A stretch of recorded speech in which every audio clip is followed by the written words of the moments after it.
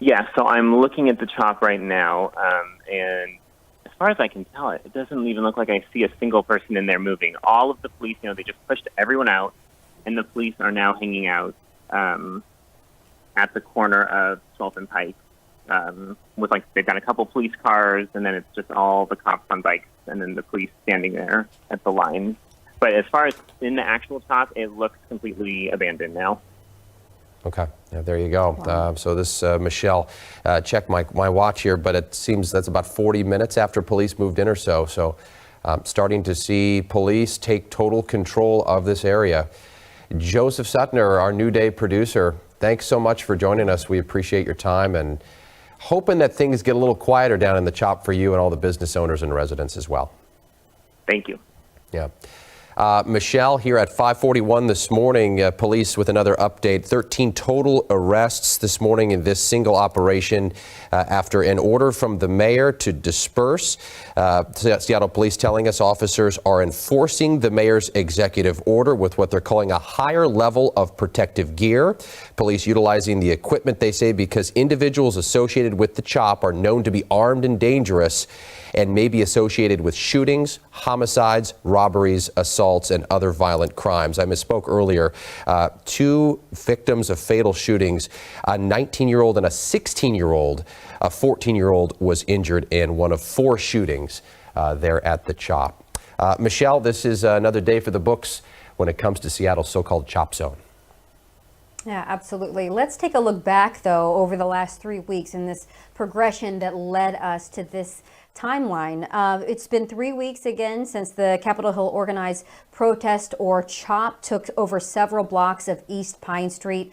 That goal was to draw attention to racial injustice and inequities and police brutality. Now, that was followed by calls to defund the Seattle Police Department. And if you remember, Mayor Jenny Durkan came out with the plan. She said she would defund the police department by 5%. But since then, CHOP's creation has really been marred by violence. You just mentioned the 3 young men who have been injured or killed during this time. 4 shootings that injured 6 people, left 2 people dead, and that was the 16-year-old and 19-year-old you just mentioned, Jake. But the city of Seattle tried moving barriers last Friday. They backed off after they were met with some serious protesters. We saw 1 protester laying down in the street at that time, and then SDOT crews finally managed to take away those barriers yesterday. But then we saw protesters putting up makeshift barriers. Now, the city says they will be moving back into the precinct, but no one has said when that will be. Of course, that was the ultimate goal there. But, up until this time frame, protesters have said that they wouldn't be going anywhere. But we just heard from Joseph Suttner, one of our colleagues at New Day, and he said it looks like CHOP is cleared. He couldn't see one single person moving, he said, except for police there. But I do think, over the last 3 weeks, Jake, we have really seen this area decline. And a lot of people, again, they say, protest peacefully, but we've just seen so many incidents of violence and issues. We saw this data collection by the police department. The police have always have been complaining that they have not been able to really get in and investigate. And they saw at least 65 incidents where there were assaults or burglaries or larceny or whatever. And so it makes you wonder how long they were kind of collecting this data and also making plans to execute what they did this morning. Yeah, quite the operation as well. And Michelle, it also makes you kind of wonder what is next, right? What's going to come next with the chop as we now get a first look, actually. We had Sky King up getting some signal issues there, but it makes me wonder, Michelle, what's going to be next? Because there has been gestures of goodwill by the mayor, other city leaders, from Seattle Police Chief Carmen Best to really talk with these organizers about maybe a permanent spot for protesters, as we get back to Sky King here, looking overhead at the chop zone. It makes you wonder, Michelle, if there will be that permanent protest area. Will there be an organization or just anything set up, right, to help keep this going? Well, yeah, and I mean, if there could be a permanent protest zone that was peaceful, that would be one thing. But we have seen that, you know, we can't have nice things. So this is the problem, I think, for a lot of folks, because the chop zone became a dangerous place and a deadly place for people, and young people at that. You know, you hate to see anyone lose their life, but a 16-year-old and a 19-year-old seem so senseless. So it is interesting to see, and I'm wondering where people are right now. We saw them getting pushed south on 12th Street with Michael Crow. Michael Crow talked to a man named Malcolm, who said that he was so sad that his artwork had been destroyed, and you wonder, okay, there are some really nice things about that area. How are people going to get their belongings or some of the things that have been really a landmark for that area for the last 3 weeks? But I'm looking, you know, at some of the images that we're seeing, just a mess right there that someone's going to have, the city is going to have to clean up at some point. Right. But let's go, now let's check in with Michael Crow. He's been talking with protesters and police as well. So let's check in with Michael. I mean, with what you, please, go ahead. What you've just seen is SPD showing force yet again, acknowledging why we do need to abolish them. That they see peaceful protesters sleeping in tents and react like this. Thousands of officers are here right now after a couple of protesters were securing their building that they abandoned, keep making sure that it never caught on fire. In this active form of protest, they respond only in force, never requesting us to leave.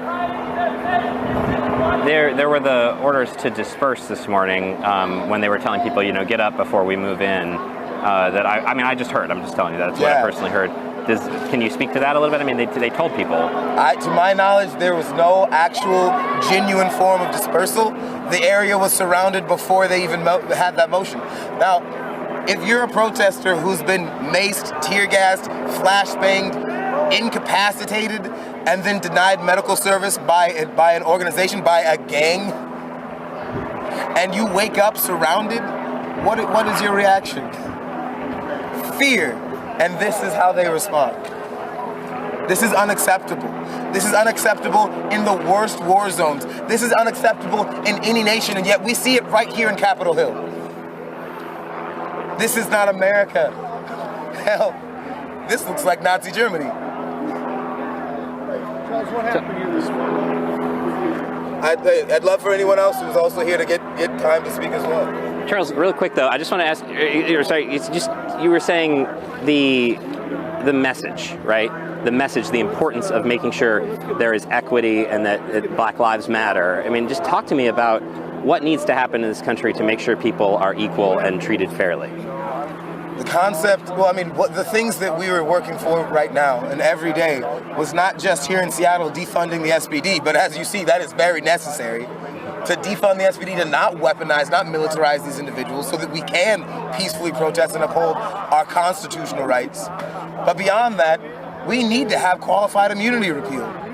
These officers who not just here are forcing us away, but the officers who shoot a pregnant Charlena Lyles in the stomach need to be prosecuted. It's not just equity now. It's not just equity for the citizens of America being black or brown. It's equity for those horrible gangbangers in those blue uniforms. If they hurt us, they need to be prosecuted as well. The reason why they stand here with those smug faces is they know we can't do a damn thing about this. We record their names, we shout them, and they know that there's nothing we can do. I think hostility is going to continue rising until this is the equity. Believe it, my name's Isaiah. What will you do next? We're going to keep protesting.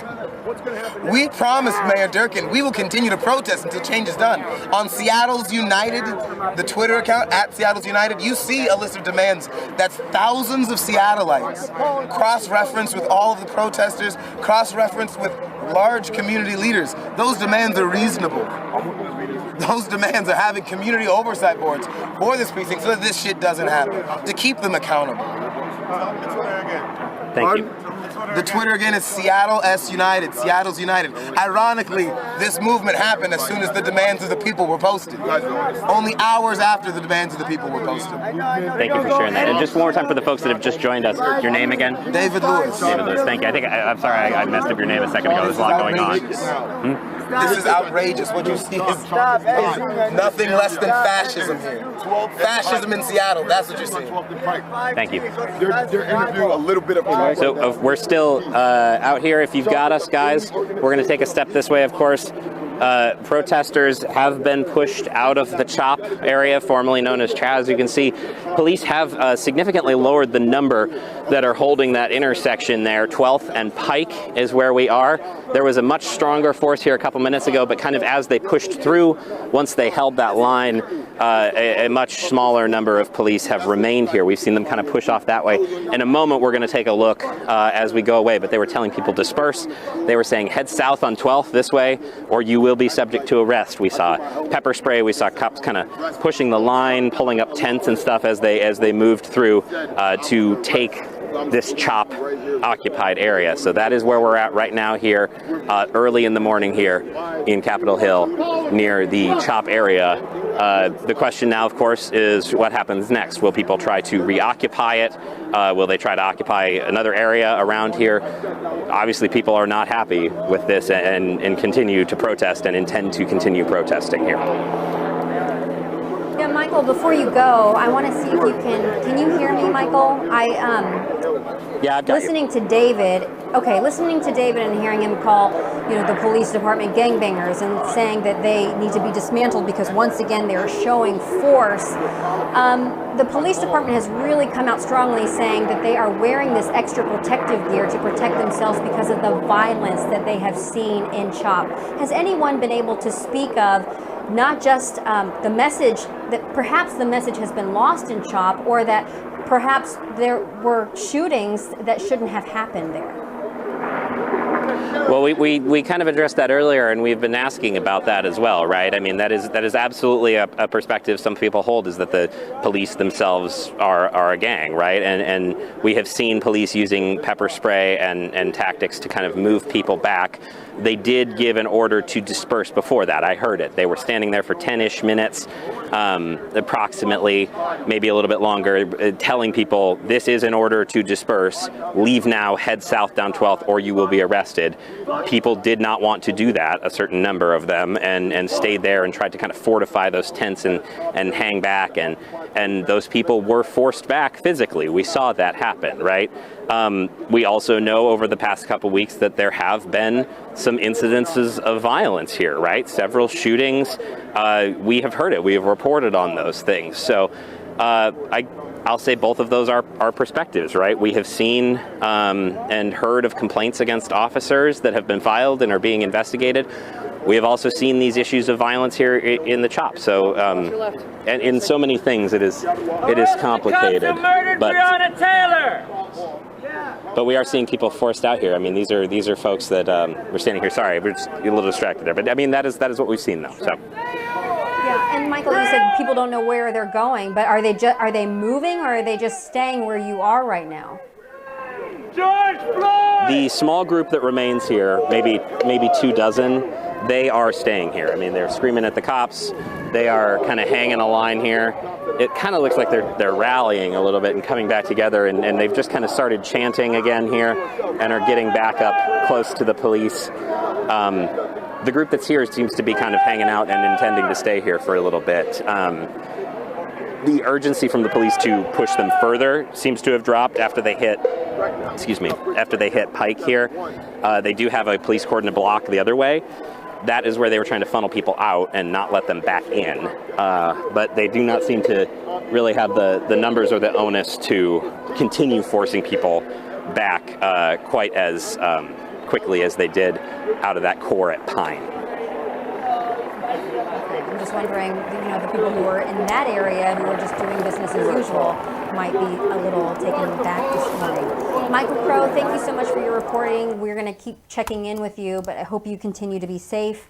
You know, we've been mentioning that the police department has tried to stay ahead of why they were moving people out of CHOP this morning. In fact, we were looking at a tweet now from the Seattle Police Department, just tweeted moments ago, and we've been mentioning this today, but they said officers enforcing today's order are wearing a higher level of protective gear. Police are utilizing this equipment because individuals associated with the CHOP are known to be armed and dangerous, may be associated with shootings, homicides, robberies, assaults, and other violent crimes. And in just within the last 2 minutes, they have again reshared a video that they call Violence in the CHOP, where it's a mashup of all of the, or not all of the, but some of the violence that has happened with armed people who are in the CHOP over the last few weeks, and captured on open source video recorded in that area. So as Michael said, these are two very different perspectives, and hearing that the protesters are not, some protesters say that they are not going to give up this fight, and they are saying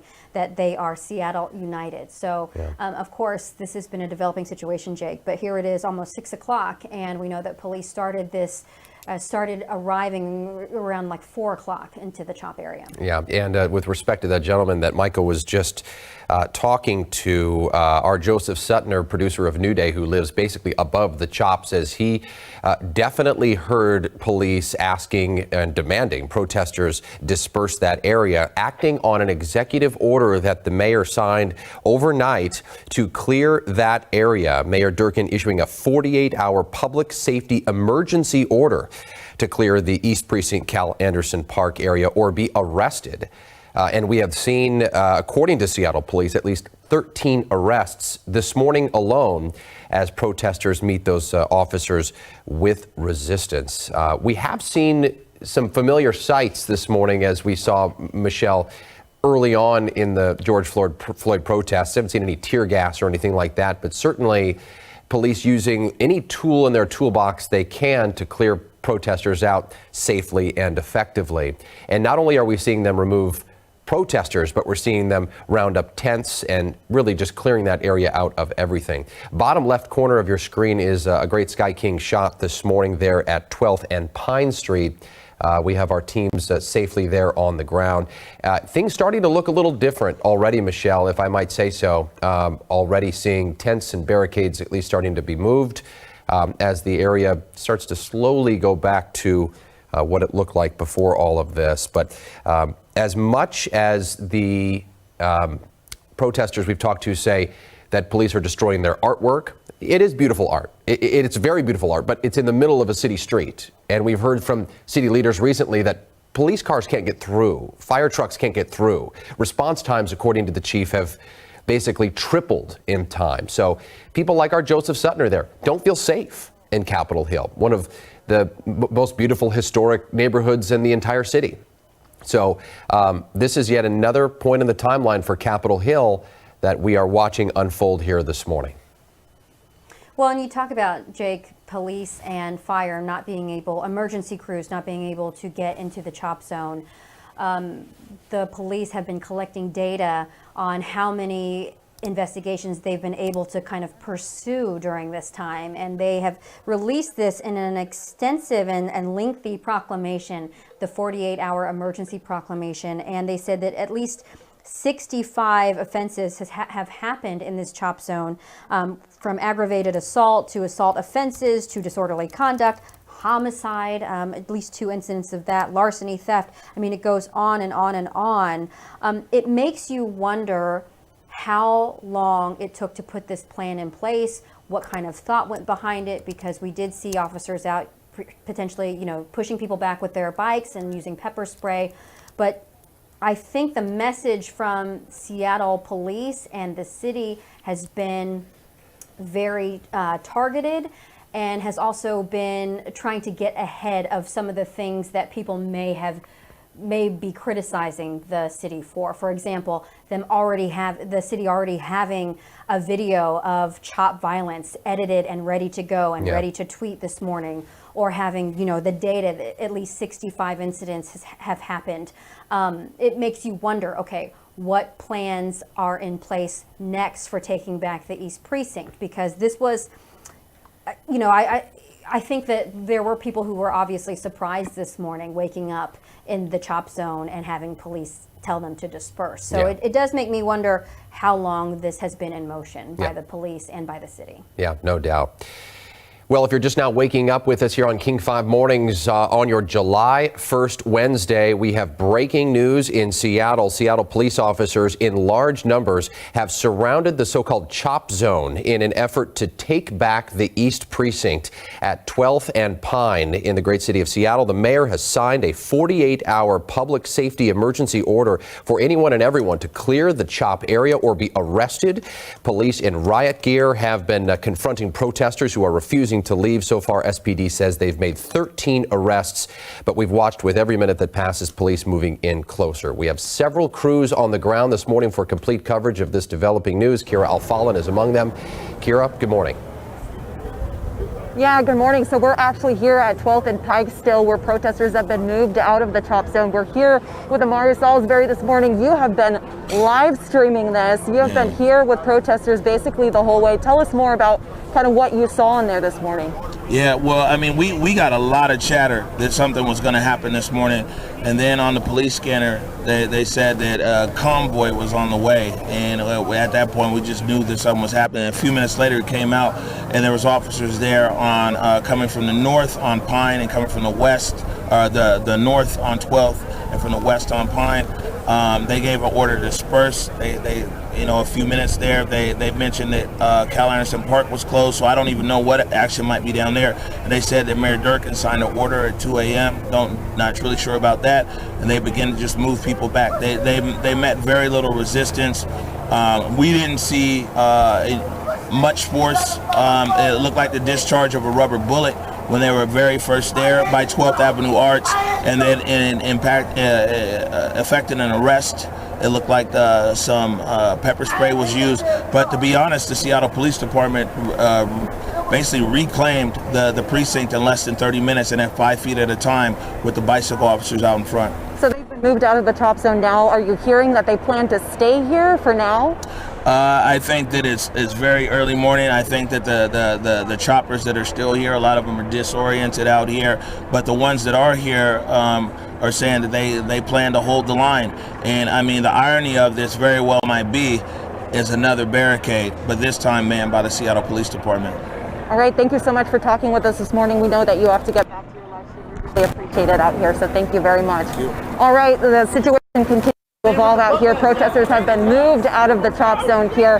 Once we have any more on what's going on here, of course, we will bring you the very latest right here on King 5 News. For now, I'm live here in Seattle, Kiara Alfalin, King 5 News.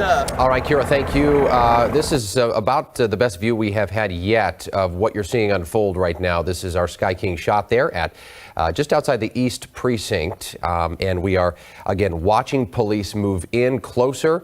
As Omari just said, they're holding the line and seeing far fewer protesters now as we saw even 20 or 30 minutes ago. But really in less than an hour, we have seen police arrive on scene, fortify around the East Precinct and the so-called chop zone, and take back the area. Michelle, the police chief this morning, Carmen Best, also on scene, saying enough is enough. Yeah, and she has released a statement as well. We've seen her on the scene there. We are taking a live look at some live streams that are coming in. This is, excuse me, can someone tell me what this is exactly? Yeah, we've got the live streams, Michelle, on screen Okay. from the cameras on the buildings above. Okay. Sorry about that. We were looking at officers on top of buildings, manning them as well. But I'm looking at a live stream also on Converge Media. This morning we've been taking a live look at that group for a while over the last 3 weeks, and we're seeing still some protesters trying to argue or have some sort of confrontation with bike officers as well. But this has been a very busy morning, Jake. Here it is 6:04, and we know that police have spent about the last 2 hours getting ready to, empty out CHOP People have now moved on. We've heard from people saying that they're going to hold the line.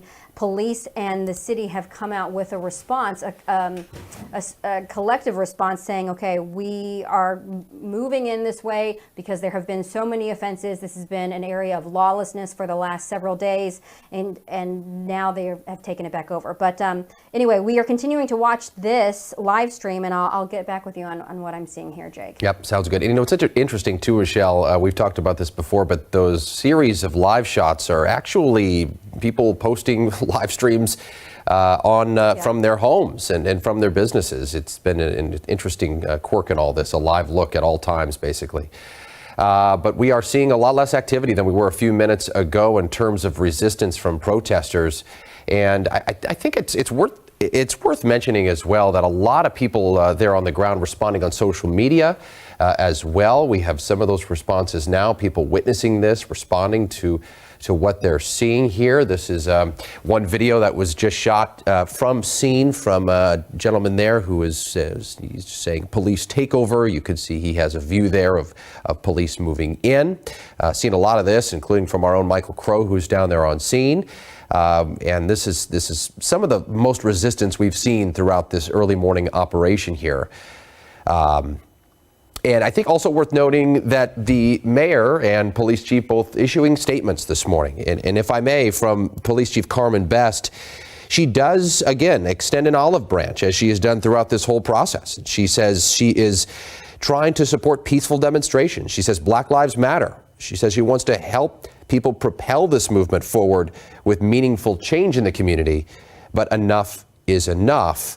The CHOP has become lawless and brutal, she says. 4 shootings, 2 fatals, robberies, assault, violence, 65 separate documented cases in the CHOP, as we look at Police Chief Carmen Best right there in the middle of your screen. So we're also working to get her in front of a camera this morning. Michelle, it feels relatively calm at this point this morning. You have to imagine that police are relatively satisfied with where things stand right now as the police chief walks back inside the precinct. Yeah, we'll be keeping an eye on Carmen Best making an appearance, and hopefully we can grab her. But let's recap what we have seen just in the last 3 weeks since CHOP became CHOP, the Capitol Hill Organized Protest Zone, as we have been calling it. It took over several blocks of East Pine Street. And the goal, again, was to draw attention to racial injustice and police brutality and inequities across the board. That was also followed by calls to defund the police department. We saw Mayor Jenny Durkin come out with a plan to perhaps defund the police department by 5%. A lot of people said that wasn't enough. They wanted to see 50%. But since then, CHOP's creation has really been troubled. It has been marred by violence. We have reported on 4 shootings that injured 6 people and left 2 people dead. And those 2 people dead are young people. They were 19 years old and 16 years old. There was also a 14-year-old who was injured as well. The city of Seattle tried to remove barriers last Friday, so just a handful of days ago, but they had to back off Friday morning because they were met with protesters, and it got heated on Friday. There was a protester who laid in the street protecting the barriers as city crews try to move in with a front loader. But SDOT crews finally managed to take those barriers away yesterday. Then we saw protesters put up makeshift barriers as well. And this is when we got to this point today.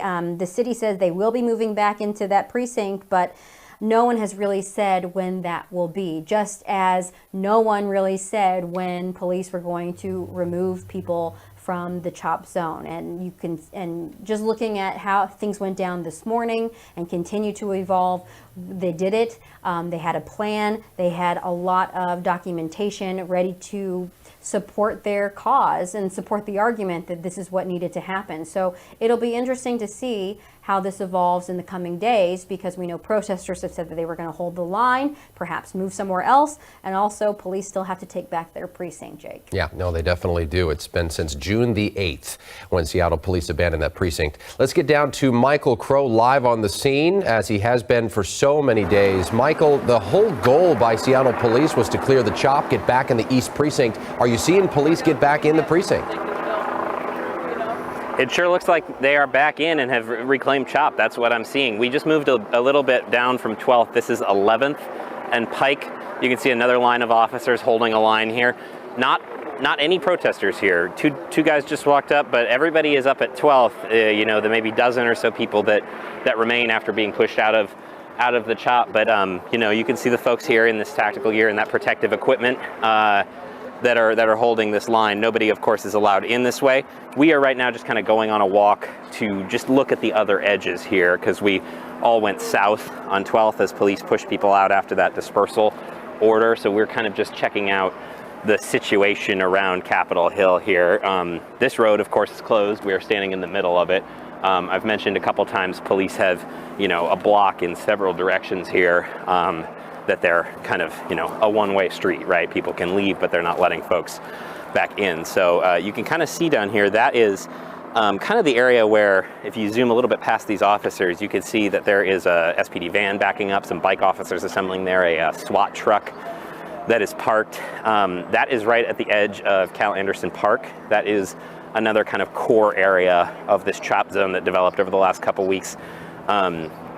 If I'm not turned around from the last time I was here a couple days ago, it is the area where that No Cop Co-op was, and where people were kind of distributing and had tents and that whole kind of street fair vibe that we've talked about during the day. I am curious what is happening there, because there were a lot of tents on Cal Anderson's actual like soccer kind of green space there. That is what we cannot personally see from this vantage point, other than the assembling officers and that SWAT truck. There may be something going on over there still, but certainly the edges that we have been able to access here as we were cleared out of the area have been significantly quieter. Like I said, not a single protester in sight here making contact with police. That is the situation here, quiet compared to the last couple hours. If you look to the right, you can see there is still that small number. Mark, you want to take a look right there? You know, that small number of people that kind of remain and are engaging with police this morning. But certainly the numbers are significantly different than we saw, you know, in those nights leading up to police leaving the precinct. That sounded like a flashbang to me, and you can see smoke and gas going off down there. I think I should say smoke. It is a very long ways away, but that sounded like a dispersal device going off there. That would probably be 2 blocks away, kind of the edge of Cal Anderson. Yeah, just one there. So, Michael, waiting to see what happens. Michael, have you seen any tear gas or pepper spray used against protesters in this particular situation? I have seen pepper spray. I have not personally seen any tear gas. Of course, we know that the city council limited SPD's use of that. We have seen pepper spray. There was a guy up there that had gotten hit right in the face with some pepper spray. I've seen a couple other people get pepper sprayed while they were really in that kind of core central push right in front of the East Precinct. So pepper spray is a yes. I have not seen any tear gas. And that thing you just heard, I think, was kind of a smoke dispersion. It didn't look to hang in the air the way tear gas does that I've seen before. Right, and you have been all too familiar with the tear gas, my friend. Thanks. We'll keep checking back in. Appreciate the update there as things start to calm down, relatively peaceful, and since the way that it was several minutes ago, where we now look on your screen. This is file video from about a half hour ago when police began to push toward protesters in a very coordinated response there at the CHOP, pushing back these demonstrators one by one. Force was used in several cases. 13 arrests at least have been made so far. Tents have been cleared, and at this very moment, our own crew is being told to clear out as well. A very planned and coordinated operation getting underway at about 5 a.m. local time here in Seattle. Seattle police also updating us via Twitter. And in one of those tweets a short while ago, they indicated that police are back in a higher level of protective gear. They say police were utilizing the equipment because individuals associated with the CHOP are known to be armed, dangerous, and may be associated with shootings, homicides, robberies, assaults, and other violent crimes. 65 65 separate crimes documented, at least in the CHOP, according to Seattle police. I believe this is another live look here. Protesters are still giving police an earful and telling them how they feel about police moving back into the so-called Capitol Hill organized protest zone. Michelle, June the 8th, almost a full month ago, a week shy, police were essentially pushed out of the East Precinct. The Seattle Police Chief Carmen Best said it wasn't her decision. The mayor said it was hers. That was a point of contention. But nonetheless, here we are this morning. It seems everyone on the same page, ready to take back the East Precinct once and for all. Yeah, absolutely, Jake. And we've been mentioning this morning, but you just mentioned those 65 offenses. And I think that goes along with being on the same page, having that documentation ready to go to share with the public so that the police and that the mayor and the city could come up with a plan to say, this is why we are making this effort to take back CHOP. So when we were looking at these offenses, these are just the ones that they have been able to track. So we're looking at aggravated assault, also burglary, larceny. Don't forget homicide. We have lost 2 lives during these last 3 weeks, and they were of a 16-year-old and a 19-year-old boy. We know that a 14-year-old was also severely injured. There's been motor vehicle theft, property offenses, like destruction of property, things like that. When we talk to business owners there, in the beginning, we saw a lot of business owners, and still do, wanting to help in the peaceful efforts. But then there have also been business owners who have said, listen, we have been scared. We don't think that this is a safe area for us as people and for our businesses. And so they have moved forward and said that they were going to sue the city because they didn't feel safe. However, they felt like the Black Lives Matter movement needs to continue.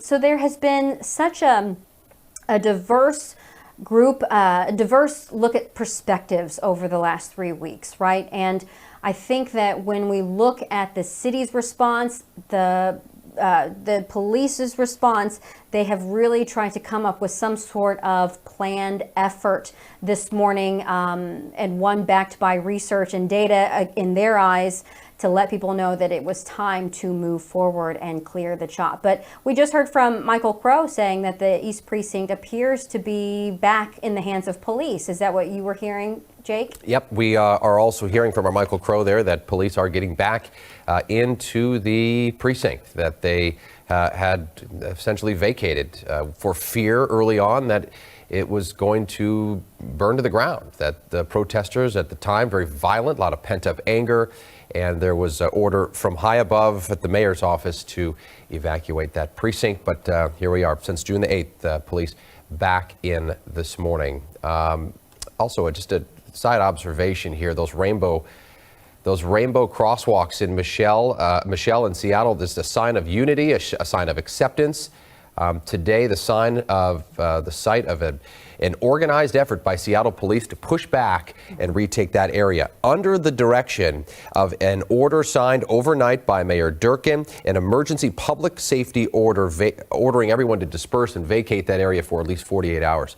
You've got to think as well, after the 48 hours is up, that there's going to have to be some sort of a constant police presence there sort of guarding that area, because you've got to wonder if protesters are going to try to make another run at going back and organizing the CHOP that they've been holding for so long. Yeah, we just heard from a couple of people this morning who said that they're going to hold the line and they're going to keep protesting until Seattle dismantles its police department.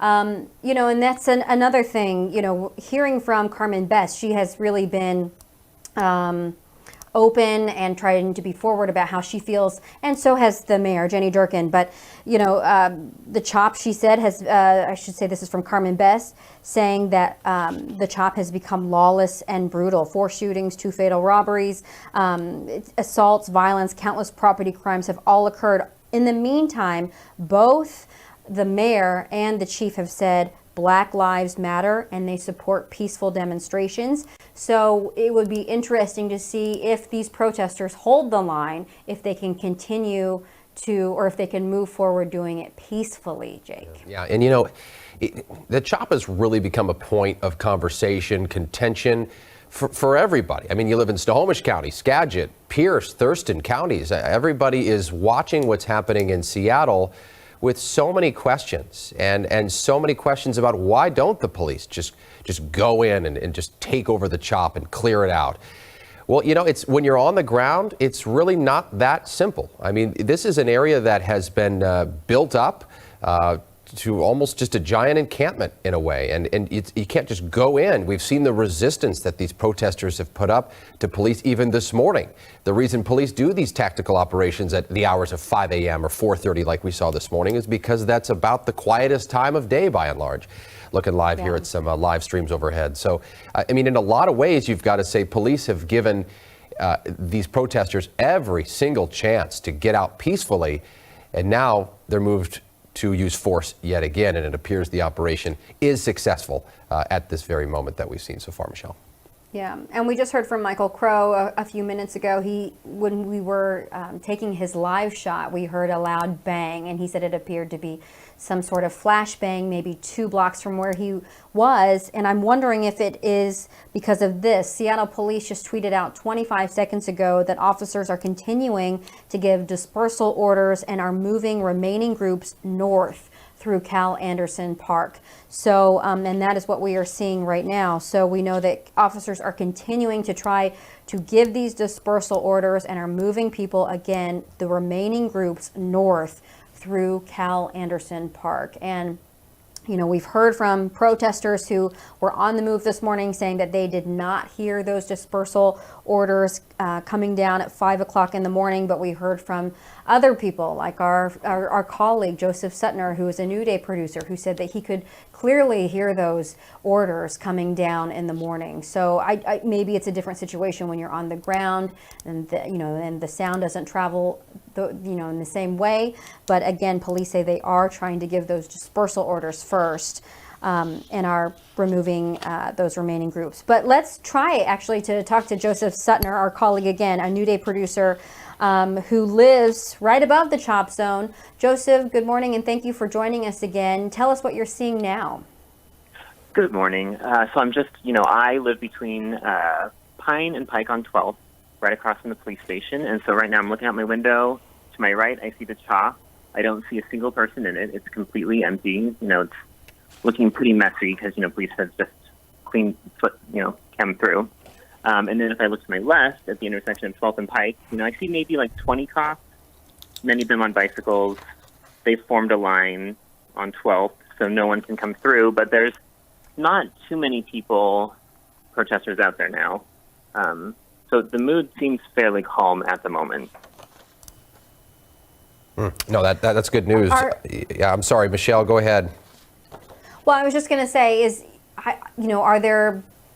have there been warnings for people not to come out this morning? I mean, is there anyone out there who's trying to operate as normal? I'm thinking like maybe perhaps businesses or just people who live in the neighborhood. Well, it's 6:22 right now, so normally, Capitol Hill doesn't get going quite this early. Sure. But, I'm like, most of the businesses in this area, honestly, have been pretty boarded up and not too busy, I think, over the last week. The mood has really changed here. I think before it seemed sort of, like street festival-like I would see lots of people kind of coming in to just check it out and see what the whole CHOP thing is about. But over the last week, that has really shifted away. There's been hardly any people here, it's mostly just been the people living in the tent in the CHOP. So, no one said don't come out of your apartment or anything, but, it's been fairly quiet. And I think it's probably going to stay that way now that police have shut this down. We're hearing from police, Joseph, that they are urging or pushing protesters to the north end of Cal Anderson Park, where you're looking there on the left side of your screen, everybody. That's the north end. It's always an open area. It's usually full of a lot of folks. Joseph, are you seeing people filling that north end of Cal Anderson Park from your window? So I cannot see that far. I can basically just see up to Pine and 12th. But, as far as what I'm seeing hardly any people. I think there's maybe 10 or 15 people that I can see that aren't police from where I am right now. So it seems like a lot of people have definitely left this area, and there's absolutely, I can't see a single person in the CHOP area right now. Okay. Jake, I will just jump in here because the Seattle police just tweeted that the group is currently moving past 11th and Olive. And that would essentially mean they're moving out of the CHOP this morning. Yeah. Well, I mean, a sigh of relief, I'm sure, from a lot of you at home to hear the news from Joseph and our crews on the ground that things are relatively peaceful, considering what we've seen, 13 arrests so far. I suppose you could say that it appears this entire effort has been successful. Joseph, I mean, what do you think from your window there? It looks like they've regained the East Precinct. Yeah, I think it's too early to say, exactly what the outcome will be. I think several residents of the CHOP and of people who live in apartment buildings here kind of had gotten wind of something maybe happening last night, so we've all been kind of bracing ourselves. But I think, just moving forward, probably the city council, the mayor, police will have to meet with the, leaders of the CHOP to kind of have more conversations about what the future of policing in our city looks like. Mm-hmm. Yeah, and Michelle, it makes you. Something else that we have talked about. Oh, sorry, Jake. Joseph mentioned this a little bit earlier, but I know that a lot of people are just waking up at 6:25 and saying, "Okay, what is happening right now?" Joseph, if you can kind of just speak to the mixed emotions that maybe the neighborhood and business owners feel about CHOP, and now that it's being dismantled. It wasn't just a clear we want to get CHOP out, right? Yeah, it's been a lot of mixed feelings, I think, for the people that live here. A lot of people, really wanted the CHOP to be a safe place where people could talk about issues of racial equity and things like that. But, over the last week, as violence started to break out, that kind of, I think, gave people pause about, just how viable will this space be as is. And, after that shooting where the 16-year-old boy was shot and killed, which was right in front of my apartment, I think people were really starting to fear public safety. And I think a lot of people, including me, didn't feel like the people in the CHOP were necessarily being violent, but we were fearing that if other people came in that had maybe differing views, that is when violence would break out. And that's what seems like what happened the other day. So.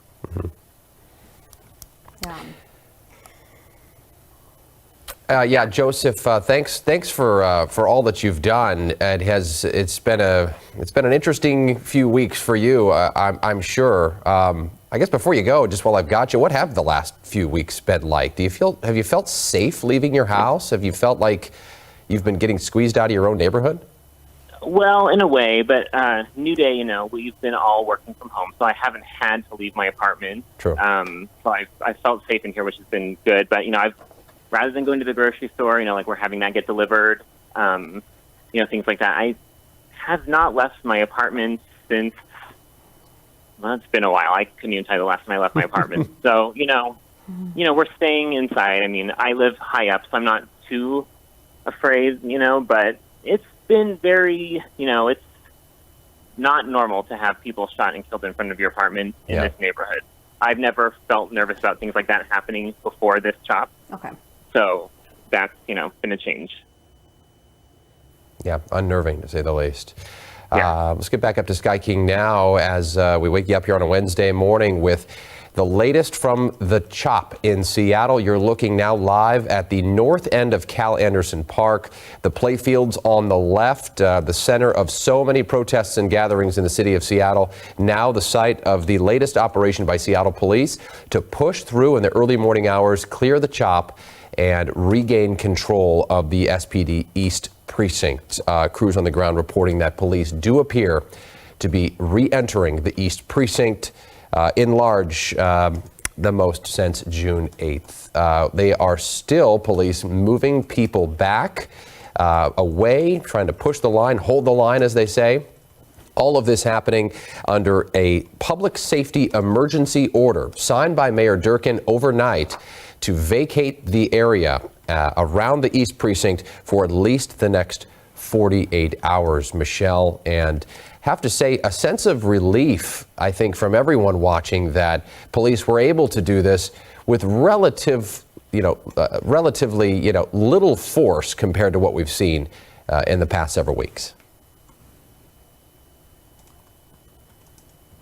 And again, up in the right-hand corner, police still holding that line. We have several crews down there talking to folks, protesters, many of them angry that police are doing what they're doing. But bottom line is, this is a public street that has been seized by protesters, citizens. It has been lawless. There have been a number of shootings, 4 of them, 2 teenagers, a 16-year-old, a 19-year-old, both dead because of violence within the CHOP. And as the police chief said this morning, enough is enough. Again, if you are just waking up this morning, Seattle police now regaining control of its East Precinct in the Capitol Hill neighborhood of Seattle, regaining that precinct and clearing out the CHOP for the first time since June 8th. Michelle? Yeah, Jake. So again, here we are. It's 6:30 in the morning. We know that police started arriving on scene a little bit after 4 o'clock this morning. And if people are just waking up with us, we want to give them kind of a recap of what we have seen this morning. So the CHOP looks a lot different right now than it did just a couple of hours ago. It has now been cleared by police. Police moved in. They pushed out protesters starting around maybe 5 o'clock this morning. They used their bikes to push protesters back. We also saw some pepper spray used as well. This has been a concerted effort between the police and the city of Seattle. They released a 48-hour emergency proclamation, as Jake mentioned, and then as they also released a lot of data and some video about why they felt the CHOP should be cleared, including at least 65 offenses that the police have been able to track over the last 3 weeks. This morning, we know that at least 13 arrests have been made, and police say that if protesters continue to come back, they will be arrested as well. Michael Crow has been there all morning long. He started his morning out at 12th and Pine and moved along with protesters and has been speaking with people. Michael, last time we caught up with you, it appeared that there was a flashbang in the background, probably a couple blocks away from you. Where are you now, and what are you seeing? Yeah, and I should note, really, we were really far away, but it was a small pop. I mean, could it have been a firework? Maybe. It looked like a flashbang, but we're just at such a distance here as police push people out of the area. We're at Pine and Broadway now, right? This is the line. We were actually just pushed back by these police another block here. We were up at Nagel there. You can look all the way down, though, as my photographer Mark here zooms in. I mean, this is the central core, right? This was the main drag of CHOP, and I don't see a single protester, a single person left in sight here in the area. You can see there are some trucks up there where the barricades were right in front of the East Precinct. I don't see a lot of activity. It's just very, very quiet.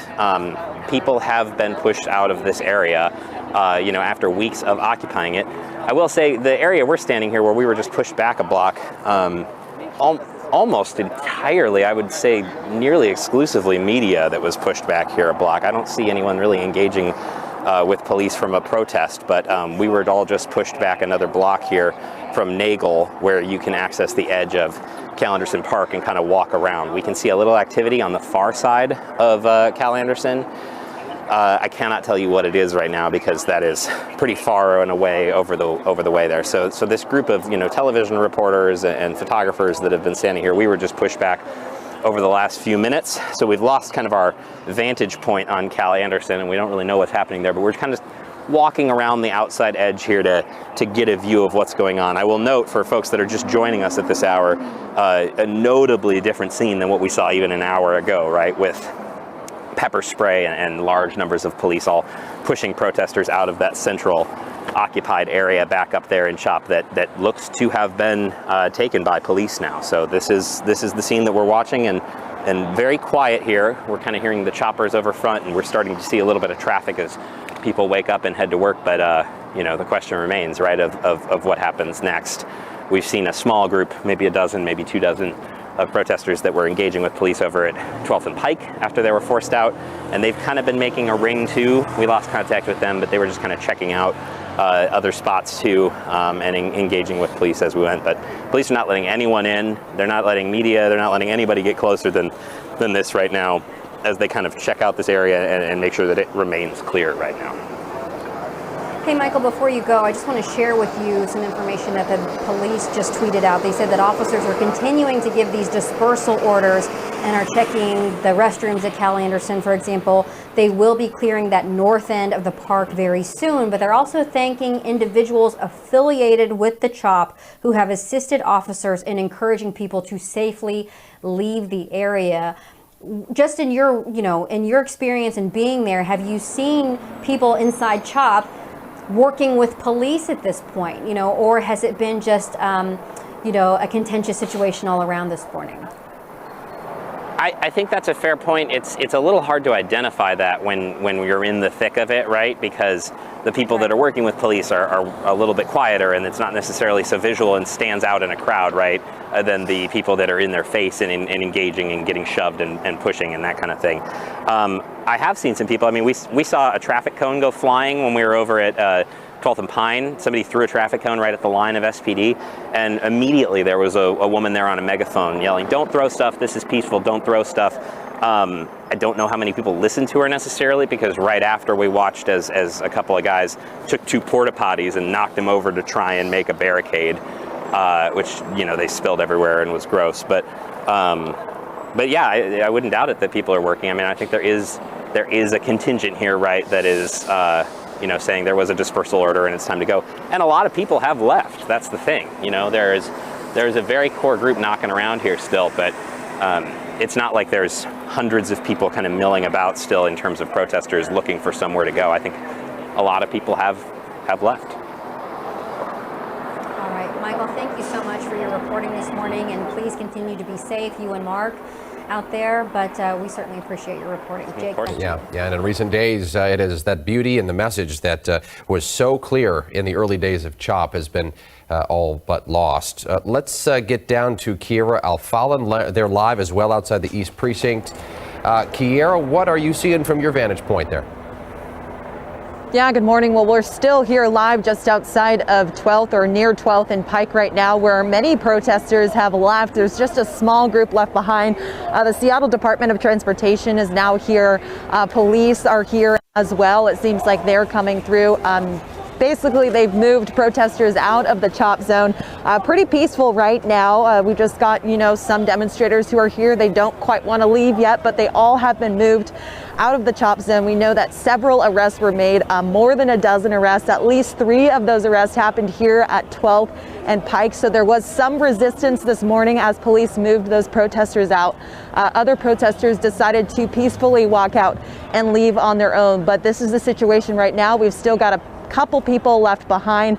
Police are here just making sure no one enters the CHOP zone. They've moved those demonstrators out. Again, a few still here, and we did see a few walk a little while ago and walk towards 11, so we know that some protesters are moving to a different location. But this is the scene right now. If anything changes, we will let you know the very latest right here on King 5 News. For now, I'm live here in Seattle.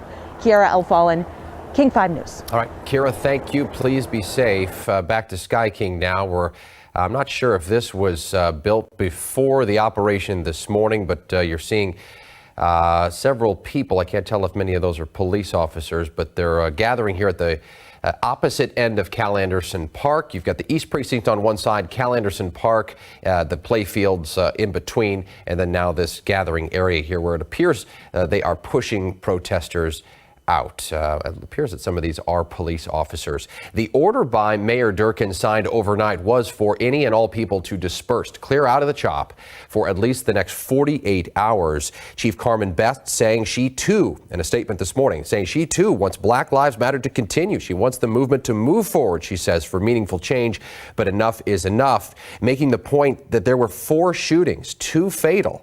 There were robberies, assaults, and violence. This was a lawless area. If there was a crime, police were asking protesters to move the injured out to the outskirts of the protest so they could be met with medics. They couldn't get anybody in the CHOP. It was just becoming something different. And here we are now this morning. Word on the ground from Michael Crow and others that Michelle, police have re-entered the East Precinct.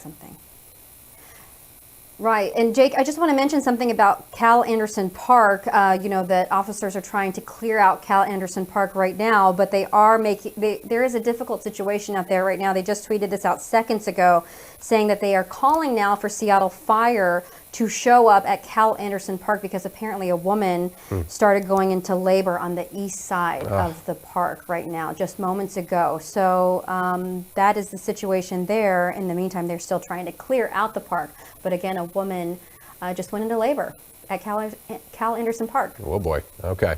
Got to remember this birthday.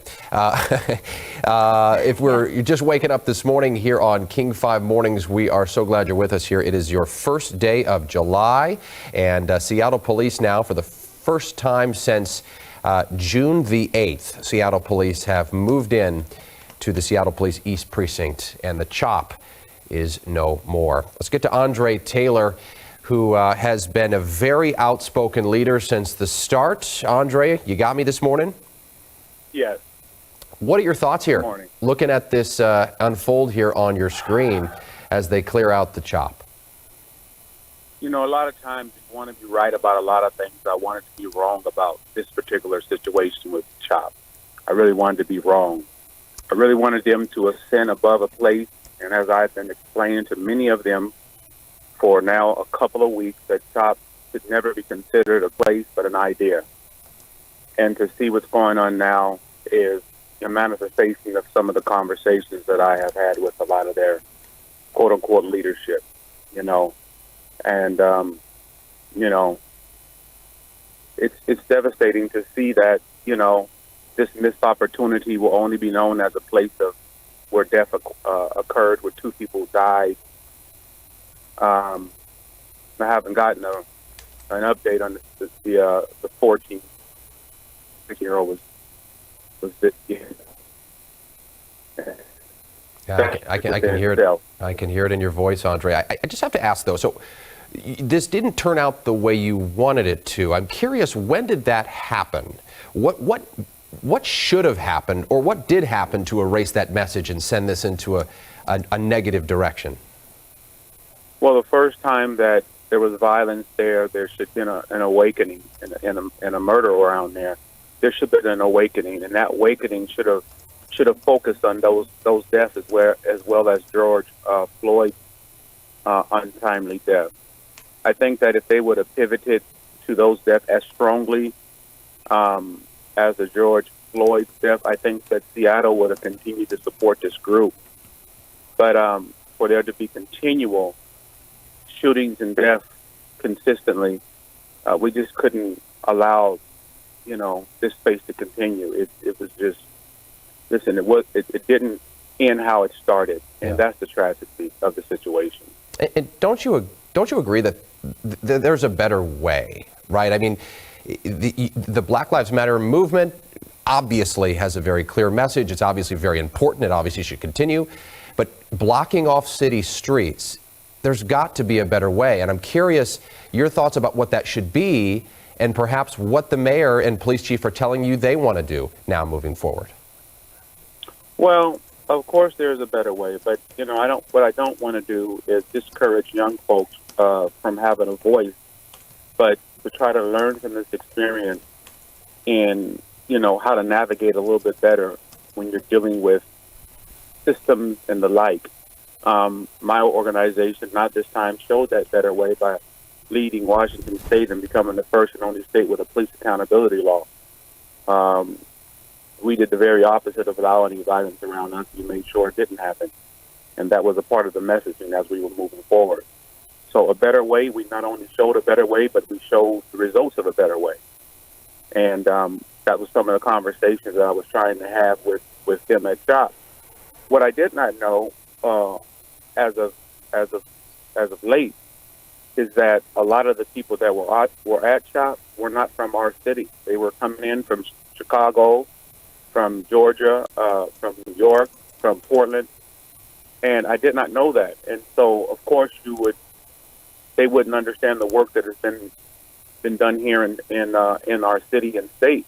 They were oblivious when I was talking to them about some of the things that they could do, and I've given them examples of those things through, you know, our own organization as we have moved forward. And they were oblivious. And so I was wondering, how can these people not understand this, know this? Until I realized a lot of them weren't from Seattle. Right. Andre, real quick, I believe Michelle has a question for you. Sure. Well, I have a couple of questions, but since you just mentioned that people were coming in from outside of Seattle to join CHOP, what about some of the accusations that right-wing extremists were a part of, causing trouble in CHOP? What do we know about who was leading the organized efforts in CHOP? Did the message, obviously you said, the message may have been lost, but what were we seeing inside CHOP? Were we seeing just people coming in from out of town, or people coming in to start trouble? Was there gang activity? There are all kinds of things being said right now. What do you know about that? Well, I can't describe and speak for CHOP within itself because I wasn't in the inside of CHOP. I just only know what I know just by being down there the few times that I was down there and the people reporting to me. And then seeing the actions of some of the people that did not recognize some of the work that has been going on here in Seattle and Washington State. But as far as understanding what was going on in the inside mechanisms of the workings of CHOP, I have no idea, absolutely. Yeah. I don't want to sit here and feel like I'm speaking for CHOP. I'm sure they'll be able to have a lot of things to say after today. But, I wasn't speaking for CHOP, so I couldn't answer those questions for you. Yeah. Okay, fair enough. I also am just wondering, how does the community move forward? How do we move forward if people have been working and doing the work here in Seattle? How does everyone come together and move forward? If the conversation is still about dismantling police, how does that move forward, especially now that protesters have said we won't leave until our demands are met? Well, now they've gone. So what do you think how do you think the conversation needs to move forward? Well, I am in agreement with reallocation of funds. I mean, I think that's a consistency throughout the country. I don't think that everyone was a part or even supporting the vision of CHOP. There were some, but there's a lot of people in our city. Seattleites are extremely resilient. We'll move on and continue to do great work here in Seattle and Washington State. But, there's a lot of work already happening here. We didn't just start with CHOP. Our work has been an ongoing process. There's many community organizations that are doing excellent work in all communities here. And so we will continue doing that work and continuing trying to partner together in that work that's already been going on here in Seattle, Washington. As I said, Seattleites are extremely resilient. We will gather ourselves. We will reflect on what has happened here, on how we could support things like this, and what we will not support ever again. So we're not going to support violence. That's what I know, and I think that is something that could be agreed upon on every community here in Seattle and throughout the state. But we want to support free speech of these youngsters and the fresh ideas that they have. I thought they were extraordinarily brilliant in some of that. So I just don't want to speak all negativity about some of the things that have transpired with CHOP. Mm-hmm. It's just that when violence is mixed with anything that you do, it becomes a different situation. Yeah, no, that is definitely. And for Andre, sure. I don't want this to get lost in the message this morning, but certainly, you've been working and putting in the work because your brother lost his life. How are you continuing to honor his life today? The message, the motto of my organization at this time is called "Do the Work." So we will continue to doing the work. By honoring my brother and the other 14 families that we represent that have lost someone due to police violence, we will do the work. I'm a part of the governor's task force, so I will continue to try to help in that process. Build upon 940. We're at the end of the implementation process of 940, and people will begin to see and realize what 940 really is able to do. And I'm excited to see that transpire. Okay. Well, we appreciate your work, and now that you're on the task force, we will be asking you how that's going and checking in with you as well. Absolutely. I appreciate you this morning. Thank you. All right, that's Andre Taylor. Thank He is one of the lead organizers of Not This Time and a very outspoken organizer of some of the early protests. If you are just waking up again on this July 1st morning, you're seeing an operation from Seattle Police unfold here live on King 5 Mornings. Police in large numbers pushing into the so-called CHOP, clearing out anyone and everyone under an emergency order from the mayor signed overnight. Police Chief Carmen Best saying enough is enough. And today's the day. This now since June 8th, the first time Seattle Police have now moved back into the East Precinct. Let's continue to talk to some of our crews on the ground this morning. I believe this is Michael Crow's shot here. We are on the back side of Cal Anderson Park. He's talking to some protesters there. We'll get to him in just a moment. But Michelle, it appears as we watch this now, about an hour and 49 minutes after police originally moved in, 13 arrests have been made, protesters meeting police with resistance, but that really didn't last very long. We saw a couple of sort of tense moments, but now everything according to witnesses there on scene too seems peaceful, quiet, and police regaining control. Yeah, there are still little dust-ups, and there's certainly activity, Jake. And the one thing I do think is interesting and slightly remarkable in all of this, Seattle Police and the city obviously had a plan on how they were going to execute this morning. And that is one way we are able to keep track of what's happening, is because there's actually someone or a few people dedicated to updating the Seattle Police's Twitter page.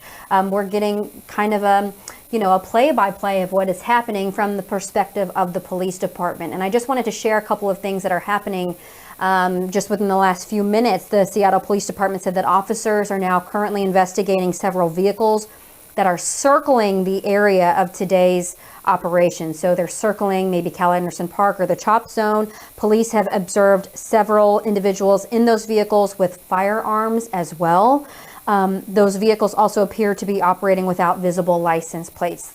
Those are the exact words from the police department. So again, we're seeing people driving around this operation zone without license plates and potentially armed, and police are trying to investigate the situation there. Now, on the flip side of that, they have been trying to clear Cal Anderson Park this morning. They've been checking tents and checking the restrooms, and now this other situation has appeared, and just within the last 10 or 12 minutes or so, police are now working with Seattle Fire because a woman apparently went into labor on the east side of Cal Anderson Park. So this is a whole other issue. As they're clearing the park, now they're trying to bring in emergency crews because a woman is going to have a baby today. So that's a very, very I don't know. That's just a very emotional, intense situation in itself. So I can't even imagine what that's going on, what that's like right now. Yeah, we wish, of course, mom and baby well. As medics there on scene obviously know what they are doing. They're the best of the best. We're also awaiting word from Seattle Police. They are giving us minute-to-minute updates via Twitter right now. Seattle Police Chief Carmen Best is there on the scene this morning. Quick programming note for you, we will be staying on the hour, on the air here on King 5 through the top of the hour, and then after that, make sure to turn over to King 5 Mornings on Kong as we continue this coverage of another historic day in Seattle as police regain control of this area known as the Capitol Hill Occupied protest, which really began in earnest on June the 8th. It was June 11th that the police chief had said it wasn't her fault that police had abandoned the East Precinct. The mayor said it was orders from her, with fears that the protesters were going to get unruly and light the building on fire. But here we are now for the first time since then, in at least large numbers, police moving back into that East Precinct after this early morning operation. Your timeline on your screen right here. June the 20th, by the way, was a dark, dark day in the CHOP history. It was the first deadly shooting, one of 4 total shootings, in fact. There were 2 deadly shootings, a 16-year-old boy and a 19-year-old, both losing their lives in that violence. June the 26th, we saw city crews with order from the mayor to move in, start removing barriers that protesters put there to block those streets at 11th and 12th and Pine. It was unsuccessful. Those crews met with resistance from protesters. They bailed out. Yesterday, we watched those barriers get removed in large numbers by those same city crews. So piece by piece, the CHOP has been dismantled, and it has been, in a sense, totally dismantled as of right now this morning. But it is scary here as we play some video from earlier this morning at some of those tense moments. Michelle, scary to hear in a sense that police are investigating several of these vehicles circling the area because, as Andre just mentioned, people that have been protesting CHOP don't really live there. Majority of them are from out of town. So you're hoping that although it looks like the mission has been successful so far, that police can still hold the area and there is no additional violence. You never hope for that. Right, absolutely. You know, I do think it was interesting to hear from Andre. Of course, if you remember, his brother was killed by police in 2016, and he's really been trying to do the work for the Black community and for just racial injustice for these last few years. And he was saying that he had heard that people were coming in from Chicago and from other cities across the country to be in CHOP. And so when they were talking about how do we move forward with peaceful protests and how do we move forward with solving these community issues, a lot of people didn't have the answers. They didn't know that there were even certain problems because they were not from Seattle.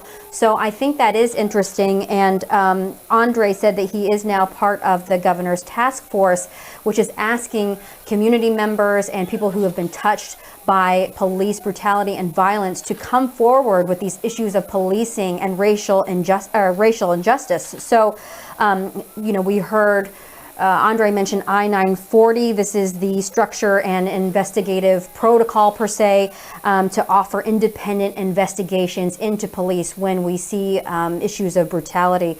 So I think that, you know, the message here is how do you move forward? It is certainly not with people in violent situations or threatening police with you know, guns, being armed, circling Cal Anderson Park in the CHOP zone right now. I think that is exactly what Andre was saying, that hurts the message. That's only what people are going to remember, that 2 people died during these last 3 weeks. And not only just 2 people, but 2 teenagers, a 19-year-old and a 16-year-old.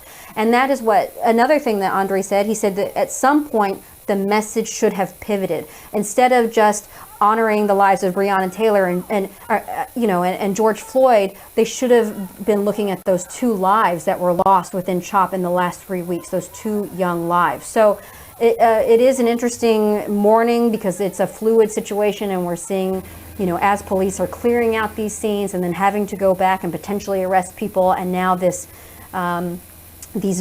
threat of police investigating people driving around with armed weapons. It's a very interesting situation, and I think Andre has been very clear that dilutes the message. Yeah, no doubt. I think everybody far and wide, you don't have to live in Seattle, you don't have to live on Capitol Hill to have an opinion about what's going on. As we were saying, I mean, this affects just about everybody. Everyone I talk to from, obviously they know I work with the news, but everyone is talking, conversation always about CHOP, what's happening in Seattle. You don't have to be in Seattle. If you could be in Whatcom County, you could be in Thurston, Kitsap County, you name it. Everyone knows the deal.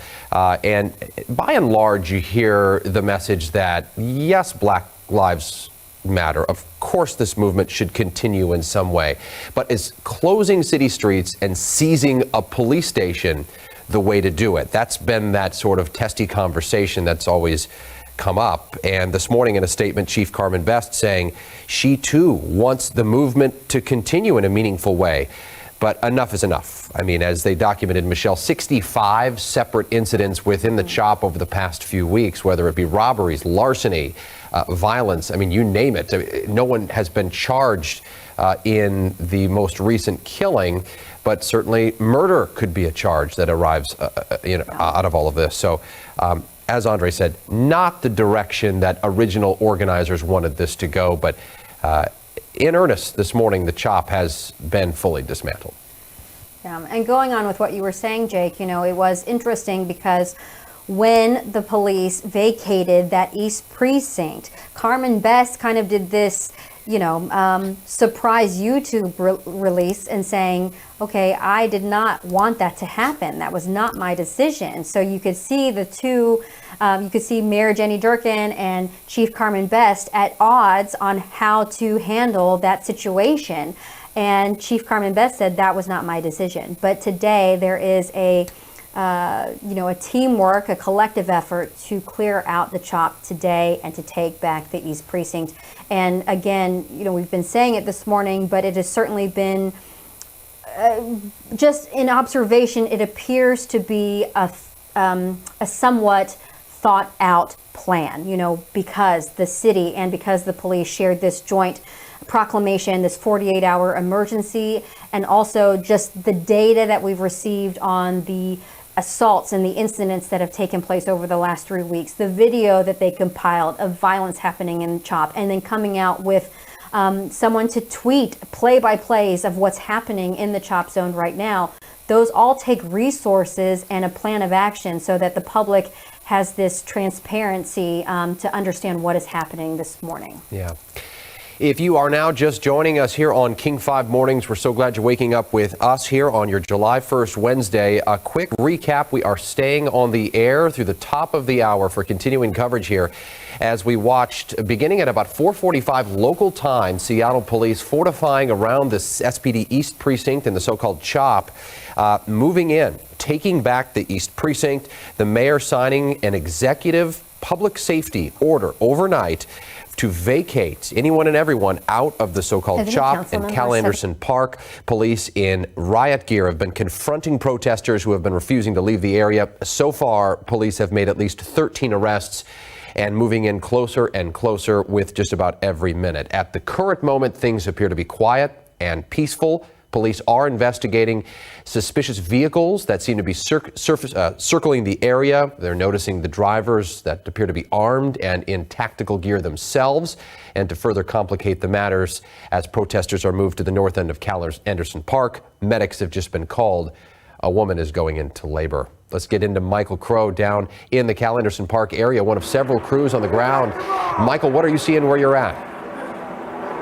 Hey, we've made it to the far side from where we started this morning of CHOP. So this is Denny and 11th, right? The back side of Cal Anderson Park. Protesters have arrived here. They've kind of circled around here and they're chanting every day. Right now you can hear, but there's this long line of folks in tactical gear. I just heard a pop. I don't know what that was. All the cops are looking that way too. 2 pops, 3. We're listening here. That's the entertainers.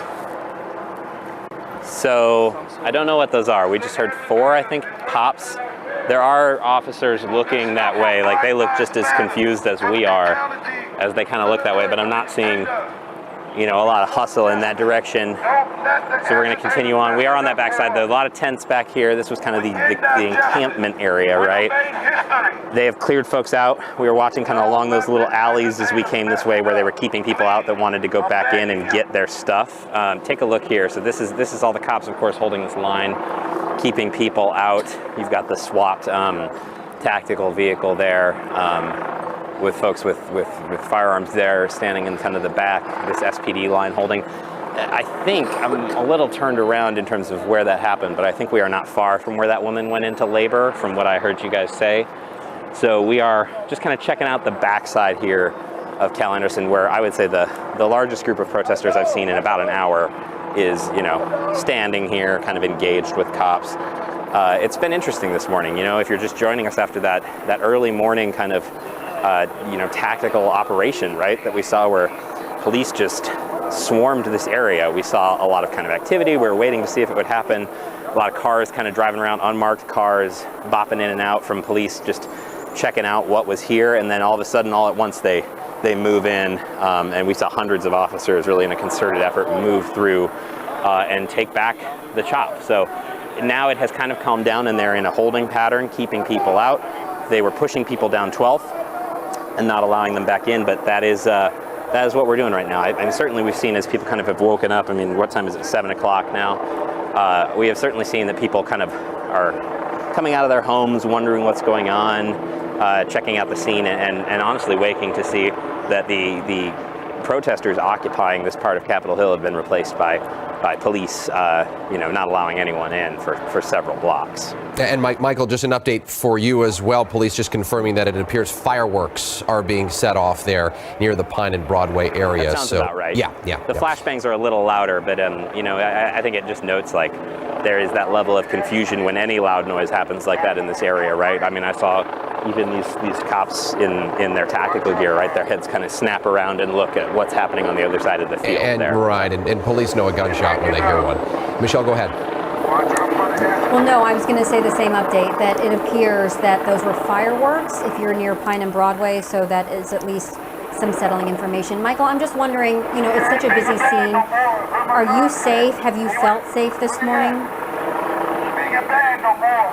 Yeah, we have. I mean, I'll tell you, right, the first thing we walked in this morning, we had a protester getting right in our face, trying to kind of cause some trouble and really getting too close and kind of physical. That was during our first hit, but we've been just fine. I haven't seen, nothing like what we saw, what was it, the 31st, All right. Michael Crow. Say that again, I'm sorry. Yeah, Michael Crow, thank you so much. Stay safe down there, keeping the update. We're going to get back to Kira Alfallen, where it appears that Seattle Police Chief Carmen Best is now going to speak before cameras, giving us no doubt an update on what we've been seeing this morning as she prepares there, just framing it up yet again for you this morning. The mayor overnight ordering anyone and everyone to clear the CHOP, clear Cal Anderson Park, and Chief Best ordering her SWAT officers and others to move in and reclaim the East Precinct, which is that building behind her with the big boarded up windows. That is the Seattle Police East Precinct. Looking forward to hearing from the chief here in just a moment. Apparently waiting for a little more media to get there. Michelle, we are seeing the chief, and as we see another arrest on your screen here, confirmed this morning Seattle Police have made 13 arrests. This may make 14. Relatively peaceful arrest. Michelle, though, well, here comes the police chief. Let's listen in. Our department was part of a coordinated city effort to address life safety, public health, and public property damage on Capitol Hill, around Cal Anderson Park, and the Seattle Police Department East Precinct. Under an executive order from Mayor Durkin, the Seattle Police Department was among the first of the city agencies to enter this area today. Our job was to vacate the area and issue dispersal orders.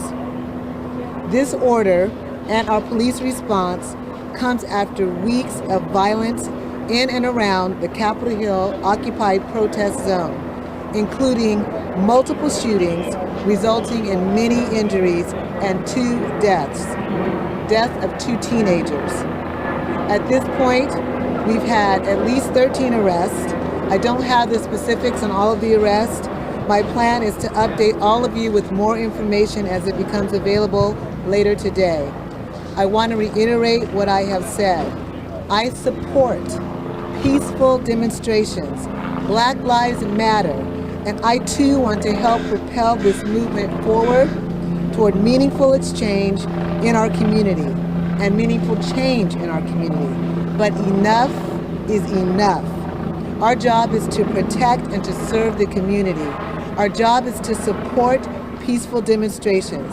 But what has happened here on these streets over the last few weeks that is lawless and it's brutal. And bottom line, it is simply unacceptable. I will continue to work with our Community Police Commission, our Office of Police Accountability, and our Office of Inspector General, and all of our community partners and city leaders to encourage peace and move forward with how to re-envision public safety in our city. I'll take a few questions. Again, this is early, it's very fluid, but I'll give you what information I can at this time, and we'll give you further updates as the time progresses. Chief Best, is this going to be back to normal tomorrow, regular Capitol Hill, or is it still going to be part of the job? Well, right now, we've cleared out a number of demonstrators. We're going to have other city organizations and city interests come in. We'll clean up the area. We'll clean up our precinct, and we'll start operations as soon as we reasonably can. In those arrests, Chief, did you confiscate any weapons, any guns? No, I don't have that information at this point. I know people were arrested. Obviously, there's still some cleanup. There's still some things that will be happening with the tent, so we'll be able to answer that better later in the day. Ma'am, have you physically moved in the building? No, we're not in the building at this point. We've done a search of the building to make sure that there weren't any obstacles or any other concerns in the building, so we have cleaned the building out in that regard, but we're certainly not moving in as yet. Chief, you brought additional support with you. Can you tell us about all of the people or the agencies that accompanied you this morning? Yeah, that's a great question.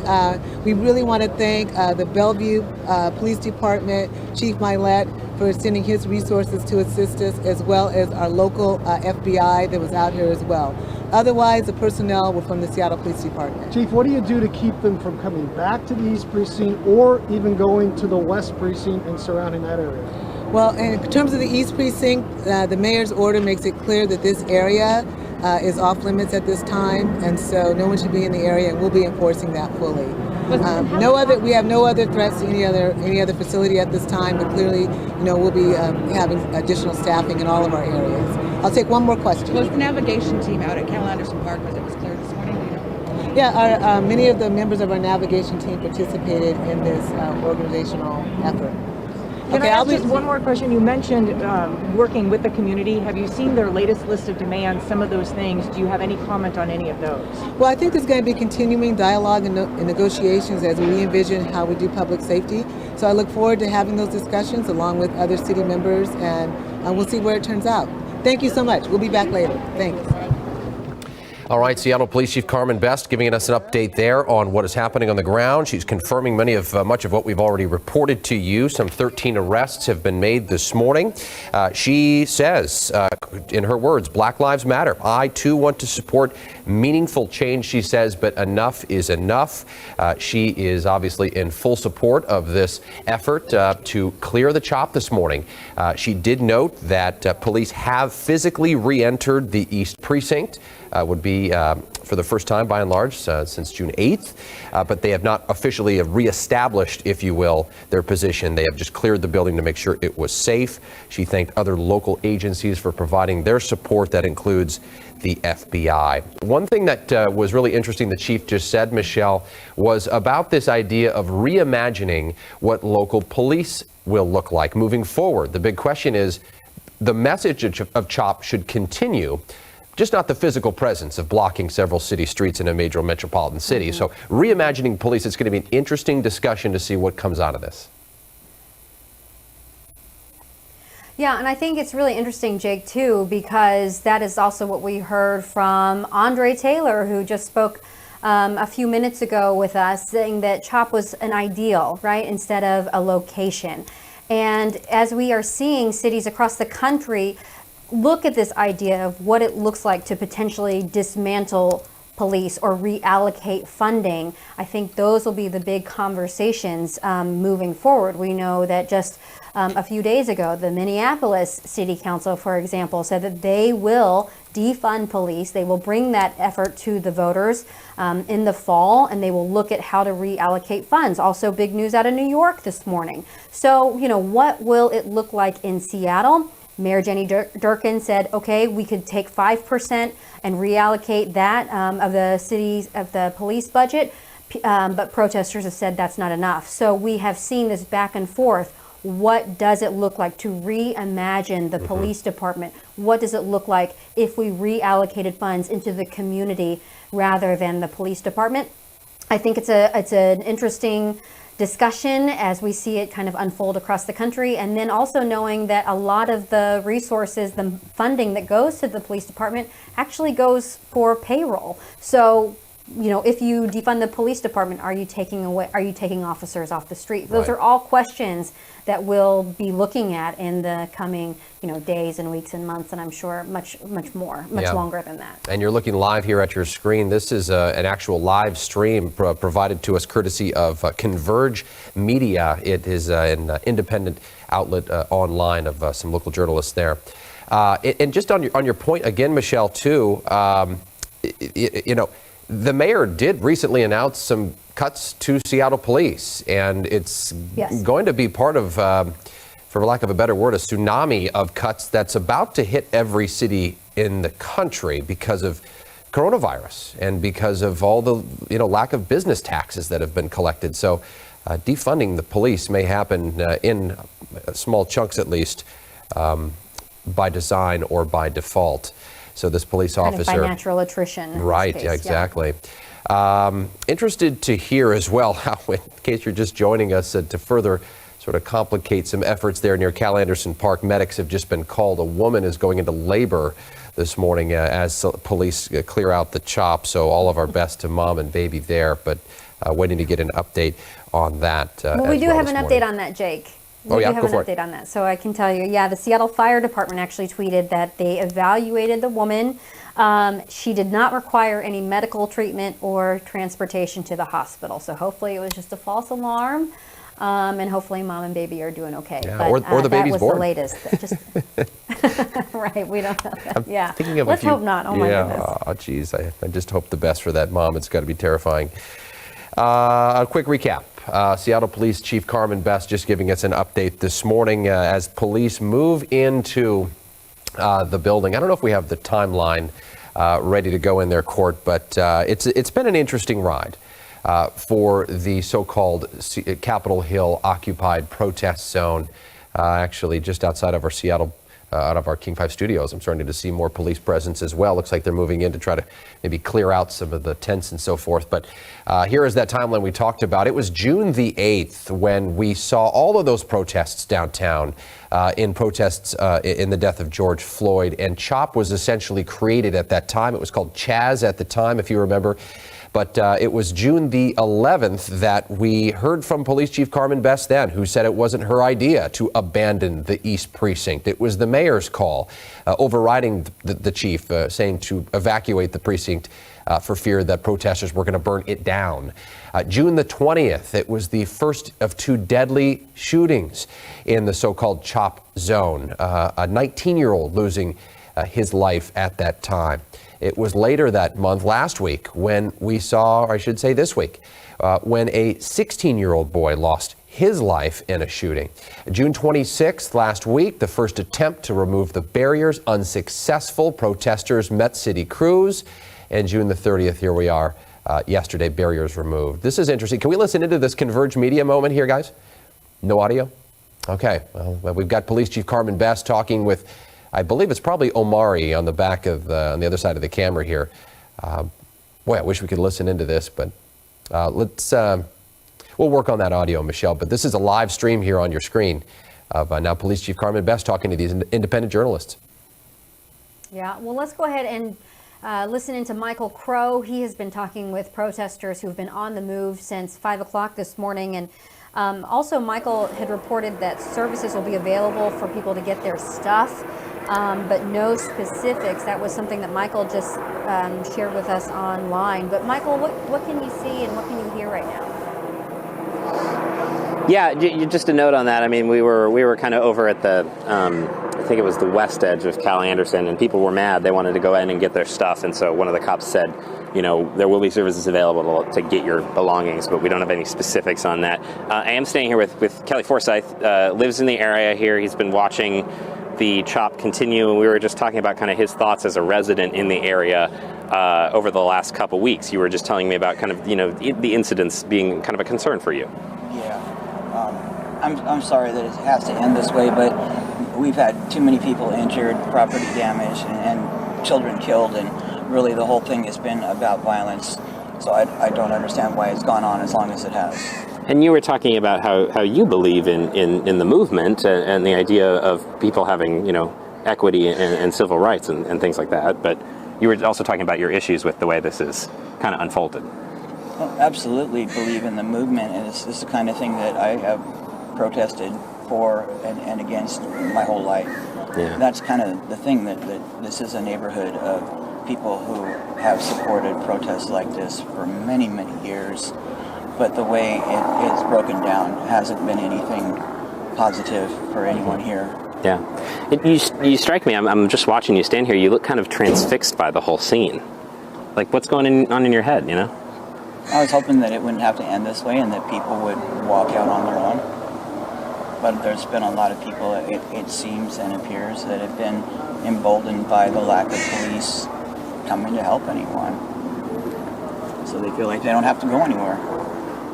Well, we have seen that they have cleared it out. It has happened this morning. We saw it is the police are certainly have control of several blocks here. So Kelly, thank you very much. We appreciate it. You. I might come back and chat with you in a minute, but we're gonna head down this way. Thank you for your time. Okay, we're gonna take a look here so I can show you guys the scene here. Walk with me. We are on the this is the north side of Cal Anderson Park. We're on 11th right now at Denny, and we're just going to walk up here. This is the protest group that we kind of saw on the far side. It looks like, you know, some of those same folks have made it over here, so we're kind of looking at that right now.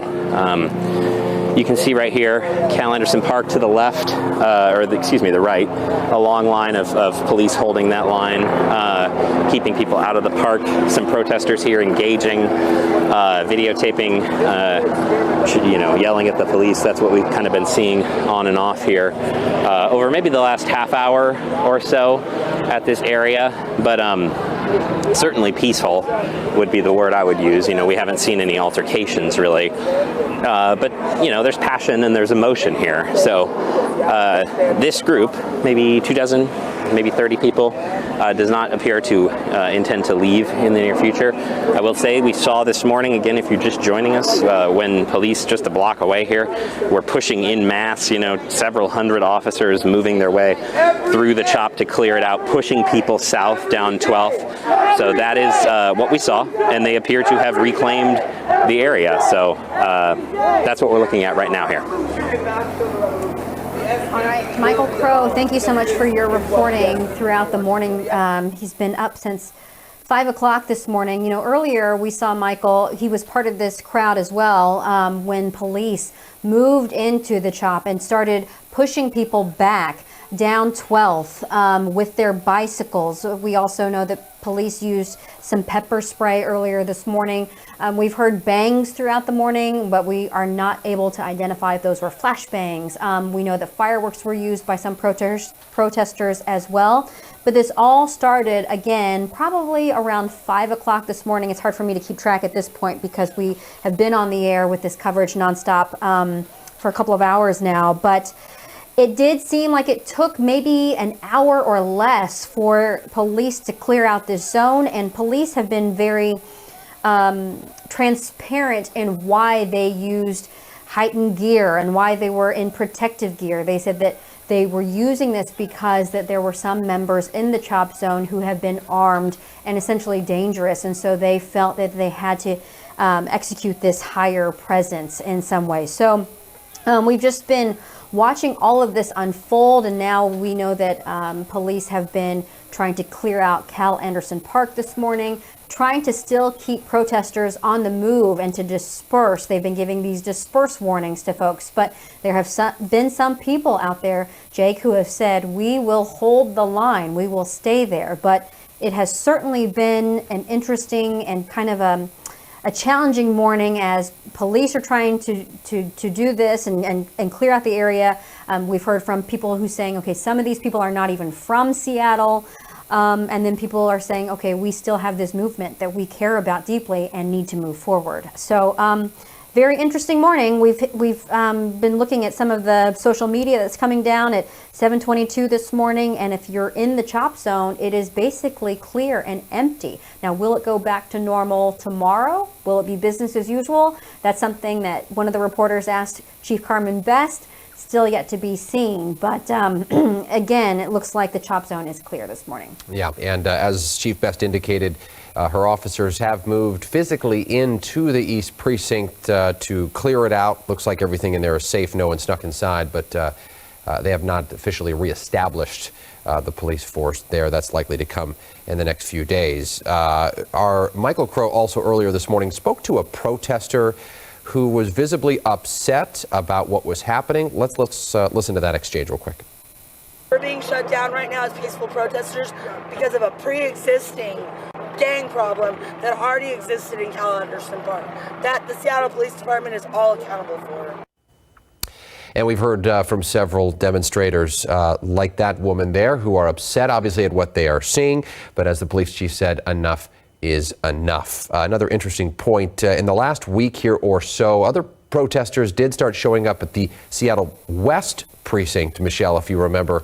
It's only about a mile and a half or so from the East precinct. Protesters made their way down there. No word that there's been any sort of shift in focus down there this morning to the West precinct. The chief says everything is secure as of right now. Right, but she did say that the mayor's order has been very clear about what's happening at the East precinct. So if anyone is in that area, they will be arrested. This is all a part of that 48-hour emergency proclamation. But I think the one thing that has been clear, the messaging that we've heard both from the mayor and also from the chief, is that Black lives do matter. There will be continuing conversations on what reallocating funds could potentially look like and how this movement moves forward. A lot of people who have talked to us this morning, for instance, Andre Taylor, he said CHOP is better as an ideal, not necessarily as a location. And we have seen, just because of the lawlessness and the violence that has taken place, according to Seattle police and the city, that this was a move that was almost inevitable, say some people who were kind of inside or in that movement, saying that the message had been lost several days, if not weeks ago. Right. And the chief, Michelle, as we just heard, making it clear, this move this morning is not about the Black Lives Matter movement, shutting that down. It's not about squashing the message. It's about reopening city streets and bringing law and order back to this lawless society, for lack of a better word, where there have been so many crimes, 65 reported crimes at least, 2 deaths, 4 shootings. It just goes on and on. Let's hear from Carmen Best in some tape we're turning around just now. Listen in. Well, in terms of the East Precinct, the mayor's order makes it clear that this area is off limits at this time, and so no one should be in the area, and we'll be enforcing that fully. We have no other threats to any other facility at this time, but clearly, we'll be having additional staffing in all of our areas. The chief then going on to say, no word on any weapons that were seized. Other local agencies, including the FBI, helped. And she went on to say, Michelle, about this idea of reimagining the police department. I just keep thinking, what are those discussions like between Chief Best and Mayor Durkan? There has been some tension there.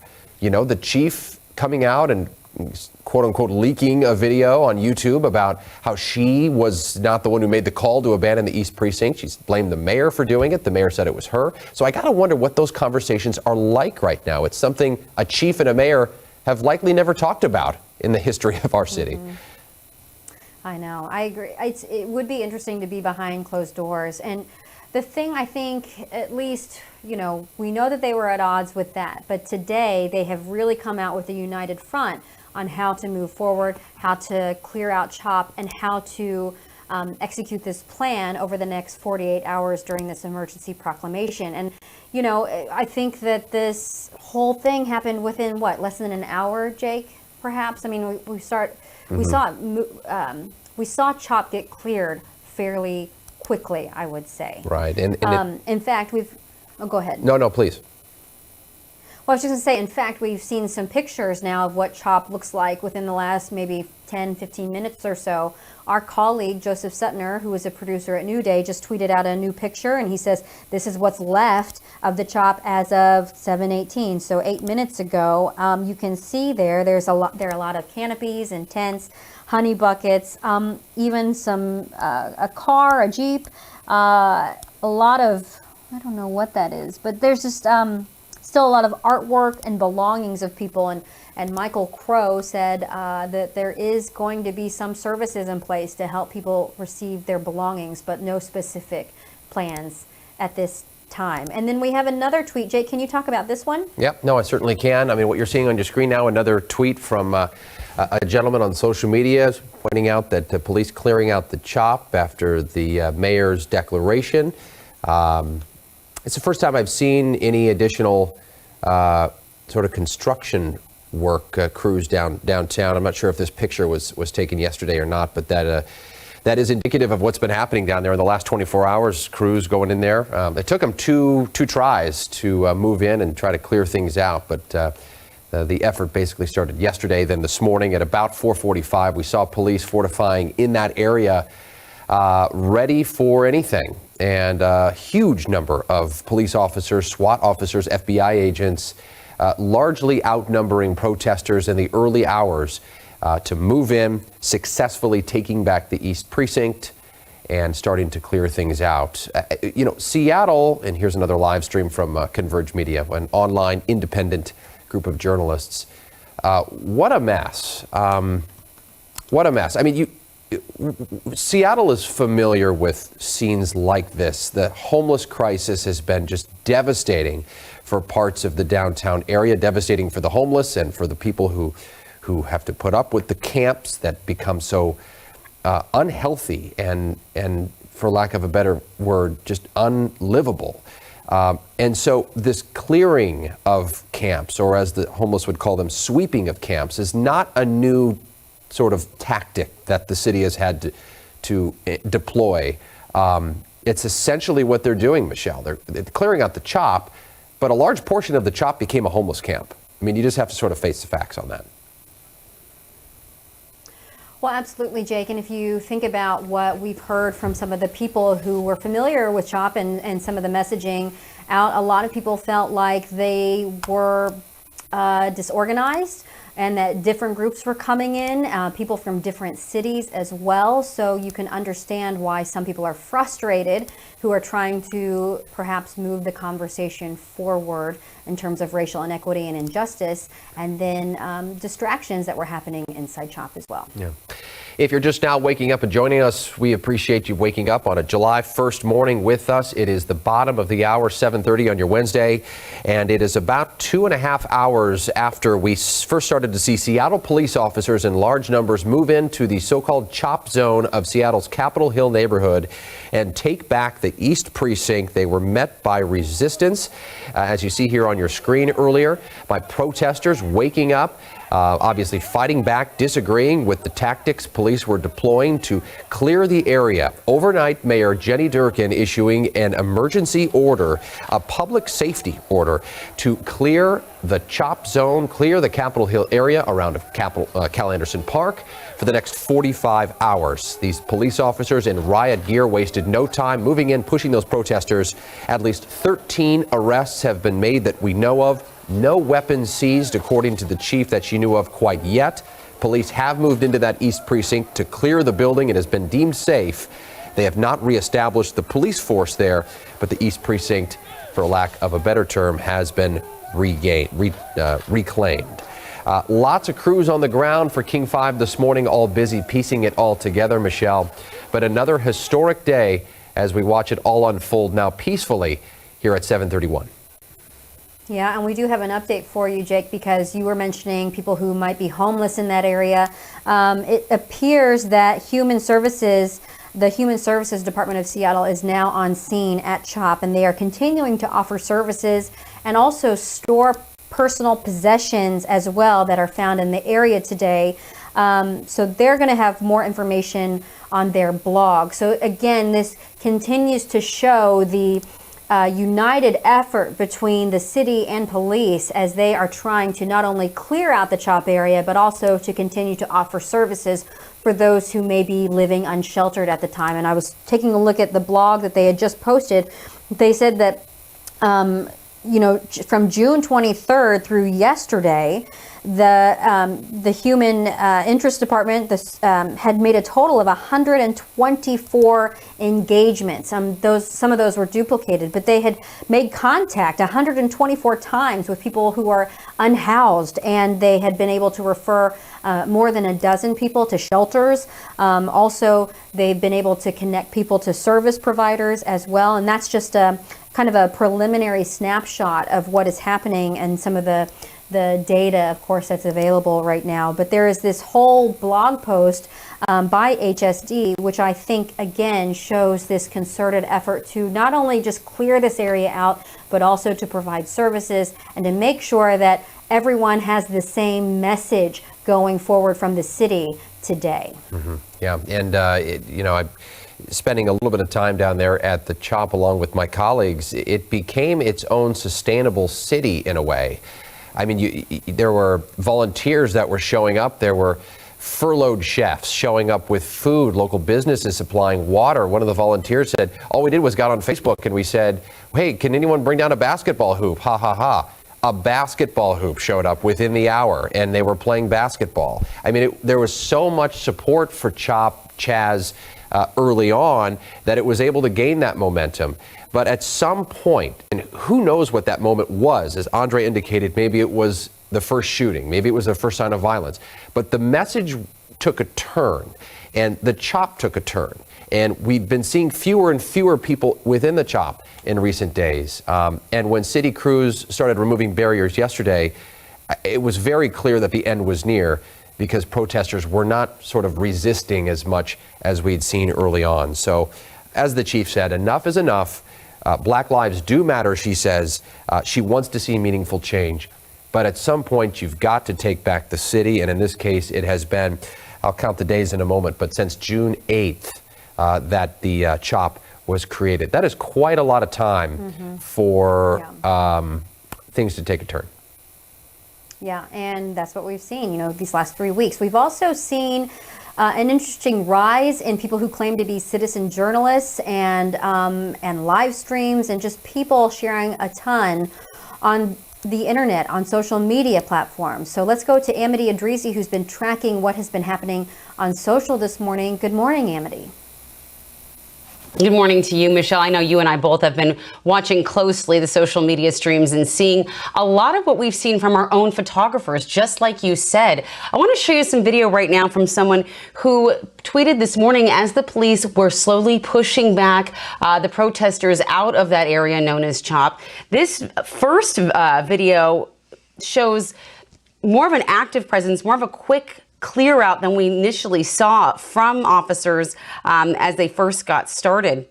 You can see here they've got their bicycles up, the batons up, and everyone's moving back pretty smoothly, pretty easily. And you can actually even see one of our cameras right there, one of our photojournalists, Mark Anderson, shoulder to shoulder. And then, of course, you see the skirmish here. Now, this is actually video that was taken by our very own Michael Crow, and I believe reposted by this person. So as we went through the morning, we saw a lot of the same thing. I want to show you this next video from someone called Dustin Akers, and he's basically shooting outside the window of his apartment and says, just like that, CHOP is closed. And you can see police kind of pushing those barricades out of the way. This is a really interesting shot because you can see the size of the police force pushing the protesters back. What I think is also interesting in this video is that there are not a whole lot of protesters there holding the line. When we're on the ground, it's hard to see who is around us. But from this shot, from this vantage point, you can see, and also you can see someone literally carrying their tent out of the area without being able to collapse it. So again, this is a shot from outside someone's window. Let me take you to a photo from a gentleman that we have been in close contact with throughout this. He is really the citizen journalist a lot of people have been turning to. His live stream has been incredibly popular. He has been invited to events that even the media have not been allowed to, namely an event with Mayor Durkan. She did not invite local media to attend this negotiation between protesters and police, but yet she did invite Omari to go there, and he's been tweeting these pictures. I'm not sure if I can take you to a few more. Do we have time for a few more? Fire away. Okay, she's pulling up. All right, here we go. So you see, this is the shot from Omari this morning, who he was just basically showing the scene and standing back as police got ready. This is very early in the morning. This is just as police were about to start moving. From this point on, police started to move about 5 feet or so, slowly moving protesters back. This is right before they secured the East Precinct again. All right, if there's another photo we can show here of SPD. This woman tweeted that SPD was tearing down some of the tents that blocked their garage at the entrance. You can't really see a whole lot in this photo. And then if we can keep going next, SPD, they have been very, very active on social media. They have been obviously prepared to deal with this just as they started to retake the East Precinct, just as they started their movement this morning. They actually tweeted out a video that was edited with all the different acts of violence that have happened in the area since June 8th. So obviously their reasoning for that was to show people why this was such an important thing to do at this time. And they also tweeted that basically, due to the violence and their concerns about armed and dangerous suspects in the CHOP, that they were wearing a higher level of protective gear. And that's what you saw. So, Jake, I know you were mentioning earlier a tweet that we just showed about the police clearing out the barricade zones, clearing up CHOP. From everything it looks to me, Jake, it looks like that photo was just taken recently. But of course, I'm going to keep looking for more to show us here because, as Michelle said, our eyes and ears are on the ground. It's not just us, but it's everyone out there as well. Back to you. Yeah, no, thanks. Good work there, Amity. Appreciate it. And you are now looking live on your screen here at what is left of the so-called Capitol Hill occupied organized protest there. This is at the 11th and Pine intersection here at 7:39 in the morning local time. That building up in the left corner of your screen is the Seattle Police East Precinct. At the center of all of this, police officers, according to the chief moments ago, have moved back in for the first time since June 8th. They've cleared the building, deemed it safe. Now becomes the effort to clear out the remaining barriers. We can see crews in orange vests doing just that. It's a large presence downtown, worth looking at the traffic impacts. Let's turn it back over to Jordan Wilkerson and get a feel for how things are looking downtown. Hey, Jordan. Hey, Jake. And we want to kind of give you an aerial view on our graphic maps as well, just in case you don't live in this area and you don't really have any bearings or, landmarks that you can kind of get a gauge on where this is. So let me show you on our traffic flow map. I want to give you that wide shot first. Then I'm going to go ahead and zoom in so you can kind of get your bearings of where you are. We're going to zoom in now to the CHOP zone here and see all that purple. Those are the road closures we're seeing down there. So you'll definitely want to avoid the area, no doubt. But of course, we're definitely going to see, as more people go to work, probably some congestion through these areas as well. I went ahead and labeled Cal Anderson Park so you get a feel for it here. It pretty much extends all the way from Nagel to 11th. And then you can see the East Precinct here as well. So not far, obviously. And then let me go ahead and back out a little bit and show you exactly what roads are blocked off. And then I did relabel Cal Anderson Park in the East Precinct so you have an idea. So from Pine to Broadway, or Pine Street's blocked off from Broadway to 13th, then Pike from Broadway to 13th, Denny Way from 10th to 13th, 13th from Pike to Denny, 11th from Pike to John, 12th from Madison to Denny, and Howell from 11th to 13th. I did go ahead and tweet this out. It's also on my Facebook page and my Instagram because I want to make sure everyone sees this before they head out. But right now, for the most part, traffic isn't looking too bad with the exception of getting into downtown. So do keep that in mind. Maybe give yourself a little extra time and we'll keep you here posted. Like I said, if I'm not on air, I'll be online and on social media so you can check there as well. But yeah, that's a look at it just in case you don't live in that area and you're kind of wondering, okay, let me get a vibe for where this is exactly. So, Jake, back to you.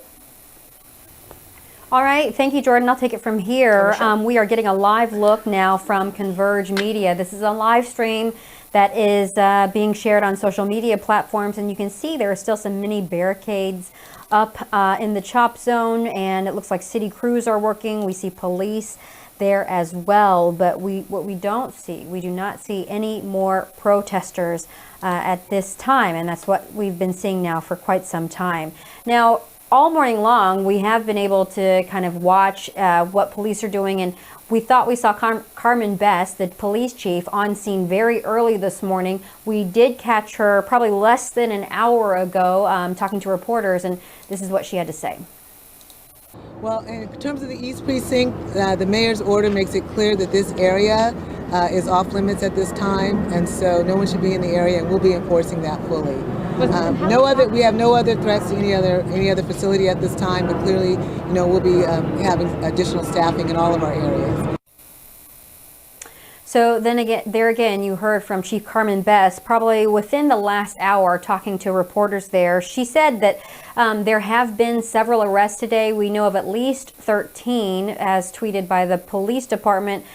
She did not know if anyone had confiscated any weapons. However, we have heard reports of people driving around armed with without license plates circling that area. Police were investigating that at some point. We do know that they have made contact now with the East Precinct. They have gone in to do a search of the building. They have cleaned it out, but they have not actually physically moved in at this time. And she also mentioned that she had support. She had mutual aid, if you will. Bellevue Police Department was involved, also the local FBI, and she thanked those agencies for their help. In the meantime, again, the mayor's order makes it clear that the East Precinct and the CHOP zone is now currently off limits. When will it get back to regular? That is still up in the air. I just talked to our photographer, Doug Dillon, and he was telling me that right now, if you're not a resident, you are not allowed to go into that area. But now going forward, where does the dialogue go? That is something that Carmen Best still wants to make effort on. That's very personal for her as well. So she said that she will be back later throughout the day to update us on CHOP and then also to how to move the movement forward. Yeah, it's going to be really interesting to see those conversations. Maybe it's a committee. Maybe there have been some demands, Michelle, down there for a sort of permanent protest site where police will allow, a portion of Cal Anderson Park, for example, to be blocked off for a permanent spot. Nothing has been officially proposed, but I mean, these conversations do continue. One thing is for sure, and I think our Joseph Suttner, our producer of New Day, could tell us, we spoke to him earlier, it sure will be nice to get the neighborhood back. A lot of residents we've seen down there, including the gentleman that Michael talked to, have this enormous empathy for the message and for the protesters and people who were in the CHOP.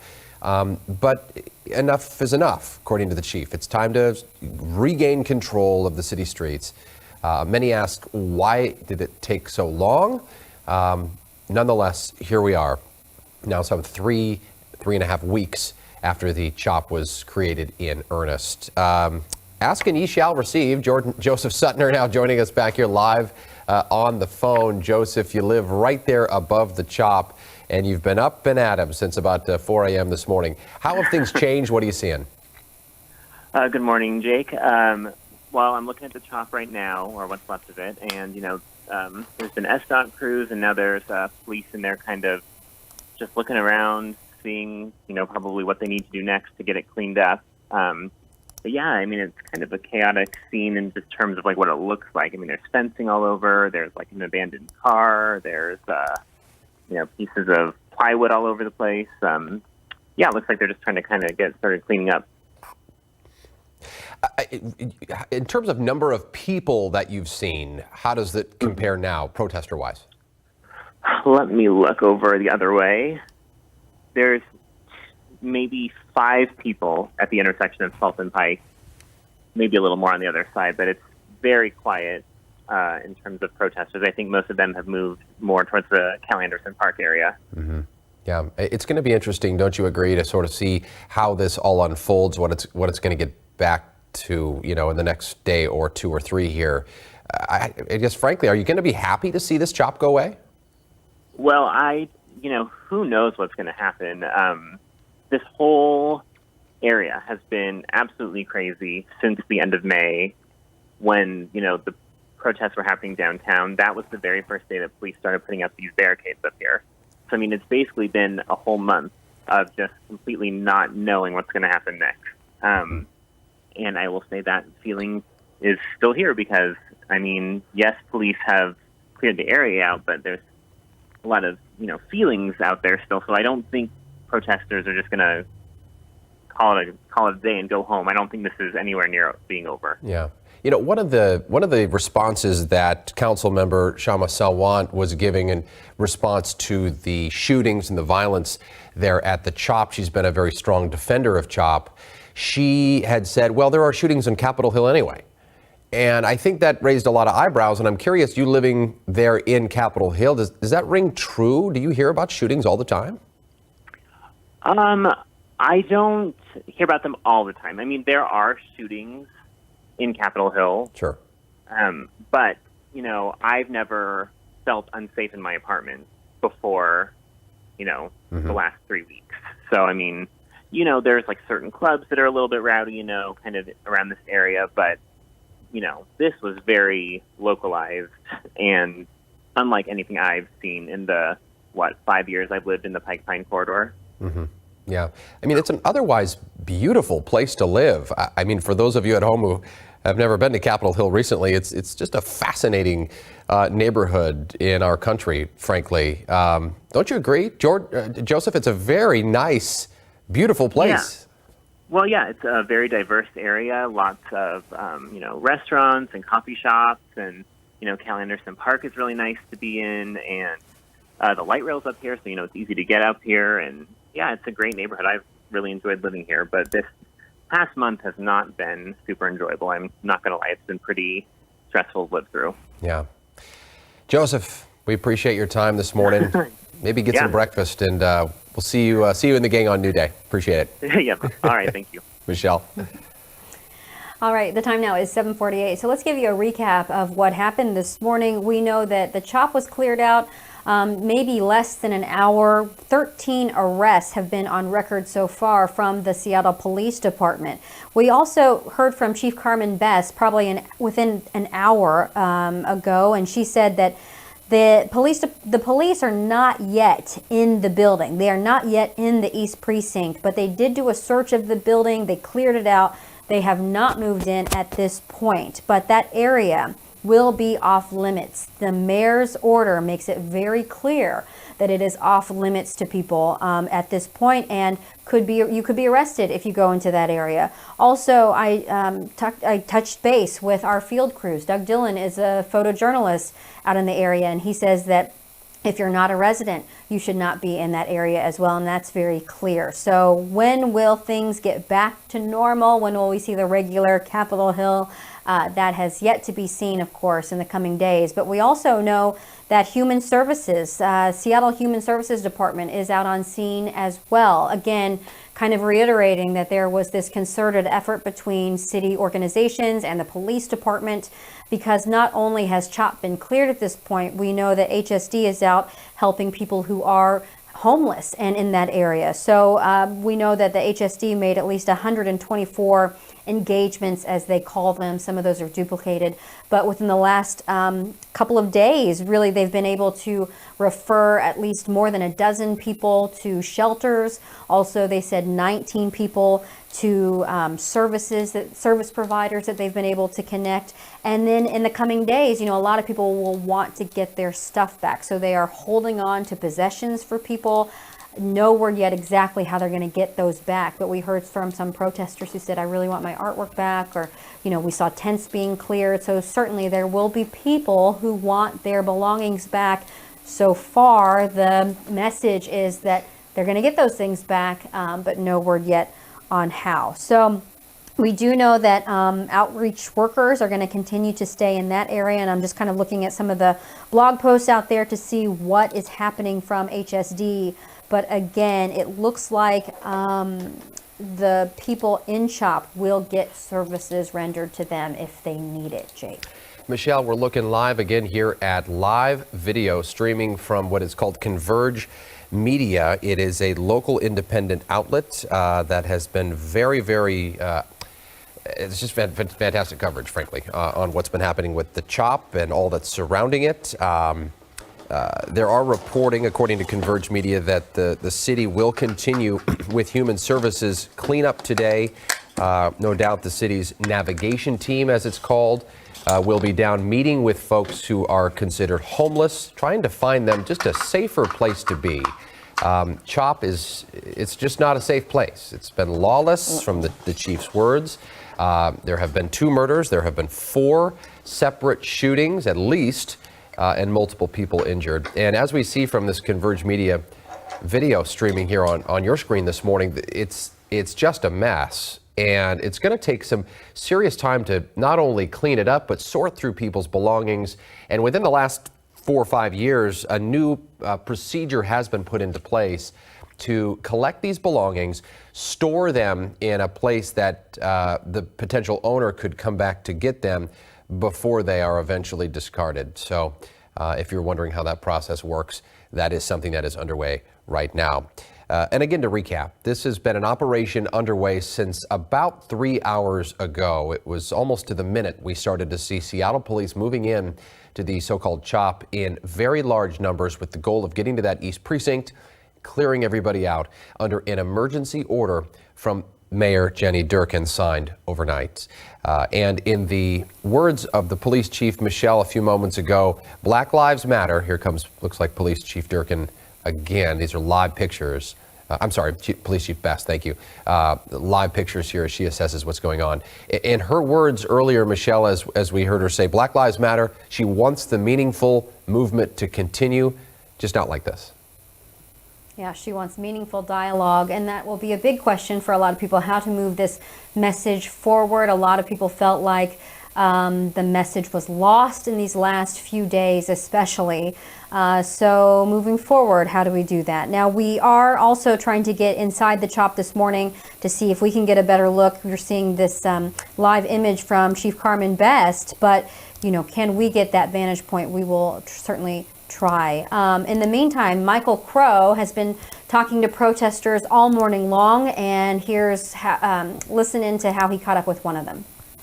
Crazy because people were in their tents and they were sleeping, and to see them actually like drag people out their tents and whatnot, it's crazy to me because people were just actually being here peacefully. But I also can understand why they're here because of the violence. So we knew it was coming, you know what I mean, because of that violence. So Mayor Jenny had to do something. All right, so this is a live look now at the CHOP zone from our crews on the ground there. We have been in continuous coverage since about 5 o'clock this morning, and here it is 7:54 at this time. You know, some of the protesters that Michael had spoken with said that they did not hear those warnings to disperse in that area, but a lot of our crews heard that. Also, Joseph Suttner, who we've been talking to all morning, who is our colleague of ours and works at New Day, said that he could hear it from his apartment building. But of course, if you're on the ground, there is a potential that you did not hear those warning signs or hear those warnings. But again, this has been a concerted effort between police and the city of Seattle releasing this 48-hour emergency proclamation. Data has been rolled out along with it, talking about the at least 65 incidents that police have been investigating over these last 3 weeks, including larceny, homicide, assaults. They were saying, okay, if you can have a peaceful protest, that's one thing, but this area has become lawless and brutal. Those were the two words that Chief Carmen Best used to describe the CHOP zone. So this is the situation we are in at 7:55. It looks like things are peaceful and calm, but again, we're just keeping track of any stragglers and seeing what moves forward, Jake. And we want to apologize too for anything you may have seen or read. It's tough to look anywhere in the CHOP, frankly, and not see something that may be offensive to others. So we apologize for that. Want to get another view of what is happening here. This is from a separate side of the CHOP zone. You can see city crews now moving in again with their construction equipment, their trucks to start removing some of the barricades. They're gigantic concrete barricades. There are tents. There are things that need to be pulled physically out of the road to officially clear CHOP. Also, we have Andre Taylor on the phone again this morning. Andre, can you hear me? Yes, I can. Hey, good. Thanks for being with us this morning. You've been so gracious with your time. Andre is one of the original organizers of the protest and leader of Not This Time. Your thoughts, Andre, now seeing this unfold 3 hours after it began? It's like I said before, this is something that is coming to an ugly end, and you would wish that it had not come to an ugly end because we don't know how we will think about this later on. Will we see this as young folks coming together to offer their expressions and their protests, or will we see this as a place of where lives were taken and where there was crying. I don't know how we're going to remember this place, but it doesn't help that it ended in such a low point. Mm-hmm. Moving the dialogue forward, we've heard it even from the police chief this morning. She wants to continue the dialogue, continue the meaningful message, just not like this. Give me one example of what you would want to see, a very specific example of something the mayor or police chief can do to make a permanent, meaningful message, dialogue moving forward. Give us one idea. Well, I don't think there's one idea. I think that the idea the governor has already agreed to the mayor has already agreed to, that she's going to give $100 million into communities of color, grassroots organizations. I don't know that any governor has given that much money to date. And I think she said that she's going to put a down payment on that because of our budget, the $20 million down payment. Now, the fact of the matter that people might not believe it, I am a consultant to the mayor, and I have full autonomy in what I do, and so I will be there to make sure that the rest of that she's committed to, that she'll do. I've never seen her lie about anything as far as doing for communities of color. My organization, Africa Town, and many other organizations that get funding from the city to this day. But for her to say she's going to now give $100 million, I think that's a giant number, and I think that we can begin to work with that as we're in these conversations. Mm-hmm. Yeah. That's a show of action from her. Yeah.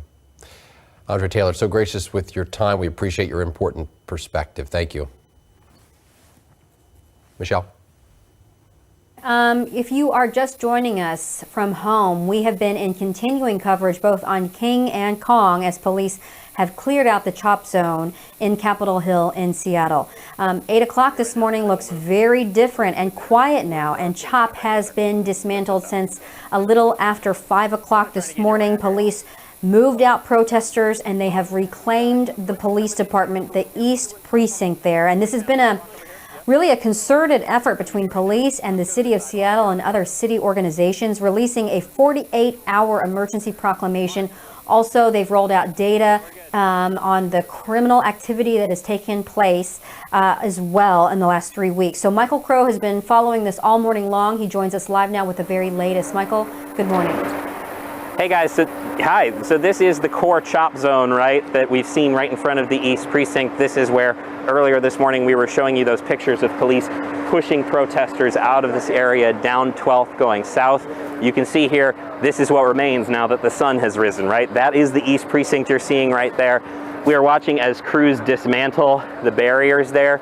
They're taking down those wood kind of facades that helped make a taller barrier to make it more visible. They look to be saving that art that was on the barriers. I can't see exactly where it's going, but there are city crews here, police, all kind of working through just all of the debris that remains. A couple minutes ago, we watched as Carmen Best, the chief, of course, entered the East Precinct. We saw her walk inside. We have not spoken to her right here personally, but certainly lots of heavy equipment arriving because there is just a ton of debris that remains now, right? You've got protest signs put up on the walls. There's the wood barricading the East Precinct. There's these concrete barriers. There's the tents and all of the kind of stuff that comes with the folks that were occupying this area. There's also a very strong smell here that is not pleasant because we saw those porta potties down there where the truck, the Honey Bucket truck, is working that were tipped over as protesters kind of made a last-ditch effort to barricade this area as they were pushed south down 12th earlier today. So that is the scene here. You know, the smell of tipped porta potties and just a lot of debris that is being cleared out, but not a single protester in sight, certainly. A couple of media here with us. I think we are going to get pushed another block up away from this area because of the heavy equipment. We are saying that we would like to obviously stay here and see what is happening firsthand. But that is the scene. We're seeing, you know, front loader brought in, and we're just going to see as they try to kind of clean up this street in this effort to reopen this area that has been known as CHOP for so long. I don't know if it's too soon to call it no longer CHOP, but this is where it was, and certainly this occupation looks to be coming to an end. as these city crews kind of enforce descend here. And the conditions that you're listing there, Michael, making it yet again another unsafe, unhealthy place for humans to live and be, frankly. Michael Crow with just tremendous effort on the ground yet again this morning. Thanks, Michael. Let's get over to Kira Alfaland, who is also down there at the CHOP near the Seattle Police East Precinct. Kira, what are you seeing from your vantage point, my friend? Yeah, good morning. Well, there are just a handful of protesters still here at 12th and Pike. Many have been moved out. Of course, they were all pushed out of the CHOP zone. Many peacefully left. Others kind of had some resistance, but this is what's going on right now. There are just a couple left behind here. This area now, the CHOP zone, is now off limits to these demonstrators. So about an hour ago, Chief Carmen Best held a press conference. She said after weeks of violence in this area, multiple shootings and 2 deaths, enough is enough. Our job is to protect and to serve the community. Our job is to support peaceful demonstrations. But what has happened here on these streets over the last 2 weeks, few weeks that is lawless and it's brutal. And bottom line, it is simply unacceptable. This morning, local FBI and Bellevue police resources assisted Seattle PD as they got demonstrators out. At least 13 arrests were made, 3 of those at least at this intersection at Pike and 12th. So city crews plan to clear out the area. Chief Best said she supports peaceful demonstrations and Black Lives Matter, but said when it comes to the violence that has happened here, it had to stop. So again, city crews are working to clear this area out. Police are moving some of those barricades out here, moving the remainder of those barricades. They have not gone back into the building yet. They did to just make sure it was clear, but they haven't actually moved back inside. They're hoping to do that as soon as possible. And again, city crews are here helping to clear out this area here. Just a couple protesters left behind. Live here from Capitol Hill, I'm Kira Alfaland, King 5 News.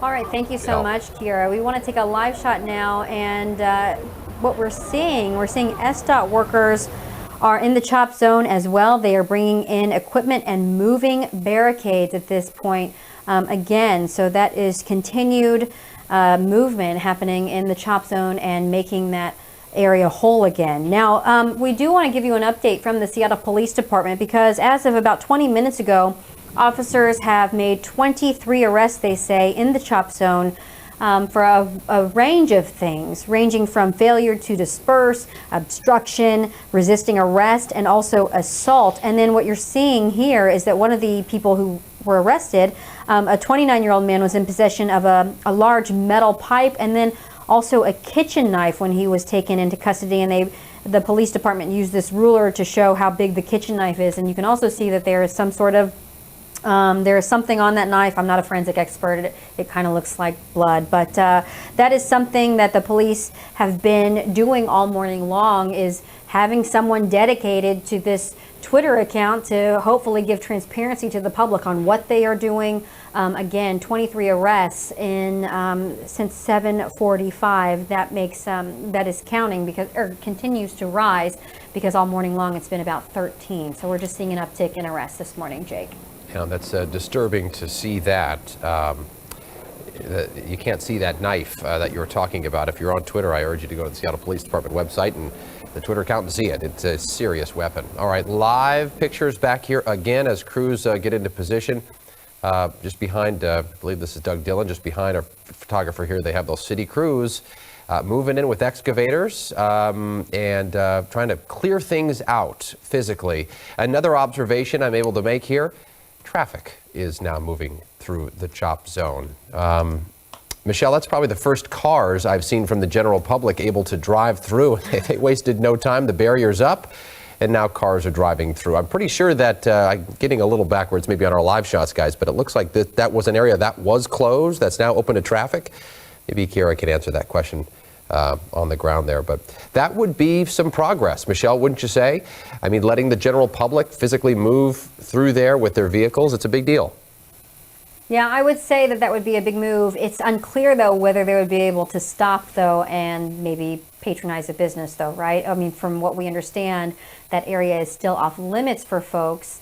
under the mayor's order, the 48-hour emergency proclamation. And when we talked to Chief Carmen Best, now it's been probably an hour ago, she was saying she didn't know when that area would be back to normal. You know, someone said, okay, well, are we going to see the regular Capitol Hill tomorrow? That question was not, able to be answered.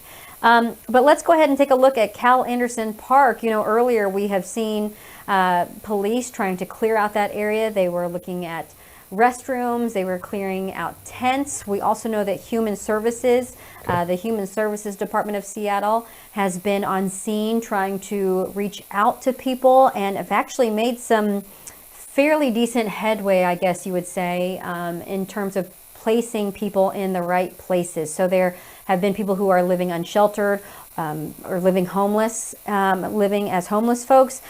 18 people were referred to shelters and 19 people had connections to services, and that number is continuing to grow as well as HSD continues to stay on scene there. Jake. For those of you tuning in here this morning from Whatcom County to Centralia and everywhere in between, you are now watching Seattle Police clearing out the so-called CHOP zone on Seattle's Capitol Hill neighborhood and reclaiming the East Precinct. We have crews on the ground covering this all morning long. It's been about 3 hours now since we first started to see police moving in. Michael Crow has been down there in the thick of it since the start, really since weeks ago. Michael, take it away. Yeah, so first a quick update. We have been asked to move back to 13th here, 12th, of course, where the East Precinct is. They're moving heavy equipment in right now, and they've asked all of the couple of media that had kind of made their way in there to move back. So we have a little bit less of a vantage point, but we can see as they work here.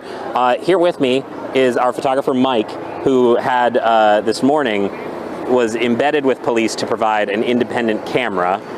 So he was with officers and granted some access to see what was going on and provide this to our media outlet as well as other media outlets to provide that independent camera of what we saw this morning. So you had a little bit of a different perspective from where we were on the kind of protester side of the line. Mike, can you just kind of tell me about what you saw? Because you've just come out of the East Precinct, right?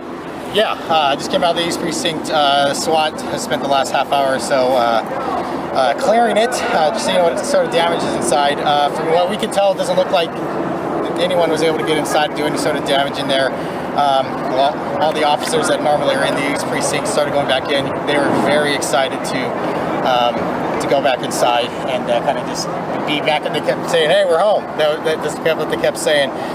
Chief Best walked through, was able to look around a little bit and talk to them, and so the police are very happy to be inside. Chief Best also told them that she's already been talking with residents around here, and it's kind of a relief that they're back there. Sure. So we saw from kind of that protester side, right, as police pushed this morning, and we saw some pepper spray and those batons that they used to kind of force people back. Just talk to me about kind of the tactics that you saw from your perspective of, how the police behaved and also how protesters behaved today. Yeah, so police, they moved in quickly. There was probably a couple hundred of them out here, I would say, and they came in, formed a perimeter around sort of a couple blocks around here, and then they started giving orders that to dismiss, which the mayor had signed last night, and told them that they gave them a couple minutes warning and said if they did not dismiss that they would start being arrested, and that's what they did. They started just moving up, and you had a few people that kind of stood their ground, and they were immediately arrested. And it didn't seem like there was too much incident that went into that. So yeah. Mm-hmm. And just talk to me about some of the other things you saw. Did anything kind of recovered, that kind of thing? There were a few weapons that were recovered. I saw like a baseball bat and a machete, like an axe type thing. But it doesn't seem like any of them were used, but they were definitely recovered and out here as police were moving through. Yeah. Just what struck you, I guess, I'm curious because it did move fast, right? And we've heard from some protesters this morning saying, we didn't hear the order to disperse or something like that. We heard here, Mark and I and you heard that order to disperse. But, I mean, did it seem like there was some confusion at all in just the speed of the whole thing? I think the speed of it was moving in here quick was kind of the point, but there were clear orders to disperse, and they were given multiple times, and they were being given throughout the entire process that they were moving down the street, moving moving people. They did the same thing at Cal Anderson Park after they cleared out the precinct here. They went over there and did the same exact thing, pulled people out of tents. We're telling them that they were unlawful to be there and that they would be arrested if they did not move. It is interesting to see kind of the end of CHOP, right, after it's been here for so long. I mean, certainly people have mostly left the area. Is there anything that kind of stands out to you from what you have kind of witnessed personally this morning as, you know, a witness to history kind of here? Yeah, I mean, I've been here every night for the last couple of weeks, and I think what made it just go so smoothly, I guess you would say, is there's been just far fewer people here. And I think with the amount of force of the police that were here, they were able to easily come in and just overwhelm the people that were here and just move them out with very little incident. Cool.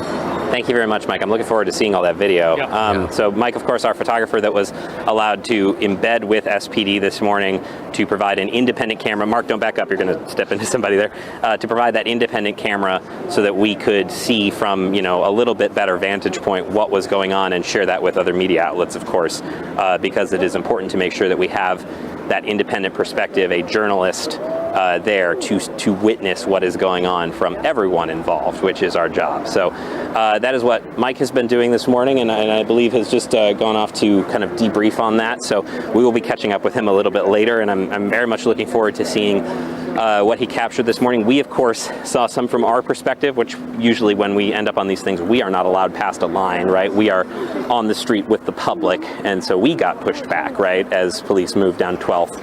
Telling people to get out of here and head south on 12th. So just to kind of give you again that perspective, we are standing here by the fire station. We're up on 13th right now. That is that core zone of that occupied area right there.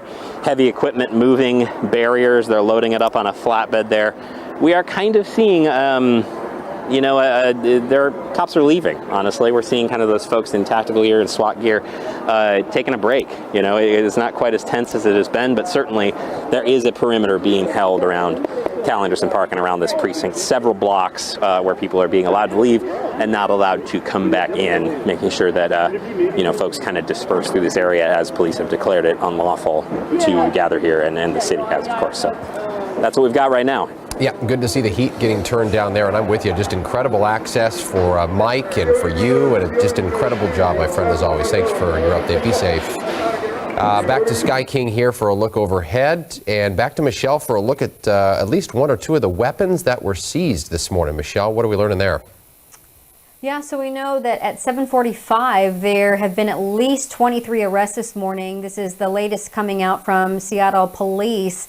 And from a wide range of arrests, from failure to disperse, obstruction, resisting arrest, and assault. But take a look. This is an image of a kitchen knife taken from a 29-year-old man who was taken into custody. And you can see the ruler there to show the size of that knife. And, there appears to be maybe some blood on that knife as well. Of course, I'm not a forensic expert, but it does look like a rather large kitchen knife. Also, we saw a metal pipe confiscated from that man as well. And that kind of goes along with what Mike Perry, our chief photographer, was saying, that that police have been able to confiscate some weapons this morning, including baseball bats, things like that. The Seattle Police Department also said that they've uncovered some improvised spike strips from the CHOP zone, which might be interesting to some folks. These were designed to puncture vehicle tires in the area of CHOP, and you can see just someone putting what appears to be nails through plywood there. So those are some improvised spike strips, and people discovering things now as they are cleaning up the CHOP zone. But yeah, very interesting there, Jake. No, definitely, and scary to see some of the weapons that were pulled out of there. And a reminder for you at home, this was not a safe place. 65, at least, total offenses the chief and SPD compiled over the past several weeks there in the CHOP. Everything from aggravated assault, extortion, larceny, theft. No official charges yet, but murder could likely be one of them, with 2 deaths in recent weeks. Both teenagers, a 16-year-old boy shot and killed in the CHOP earlier this week, last week, and 19-year-old also killed. So as the chief put it, enough is enough. Looking now live at your screen above Seattle Police East Precinct and the what is left of the so-called CHOP, city crews now seem to be outnumbering police at this particular corner as they start to remove some of those barriers. It has been a compilation of tents and boxes and barriers and you name it down there, essentially blocking all the city streets. No doubt over the next few hours, based on the kind of progress that we're witnessing here live, it's all going to be gone. I mean, they're going to have it cleared out, I would guess, by the end of the day. Again, that's just a presumption based on the number of city crews we are now seeing. Sky King refueled and back with us here live this morning. In the upper right-hand portion of your screen, another angle from the so-called CHOP zone.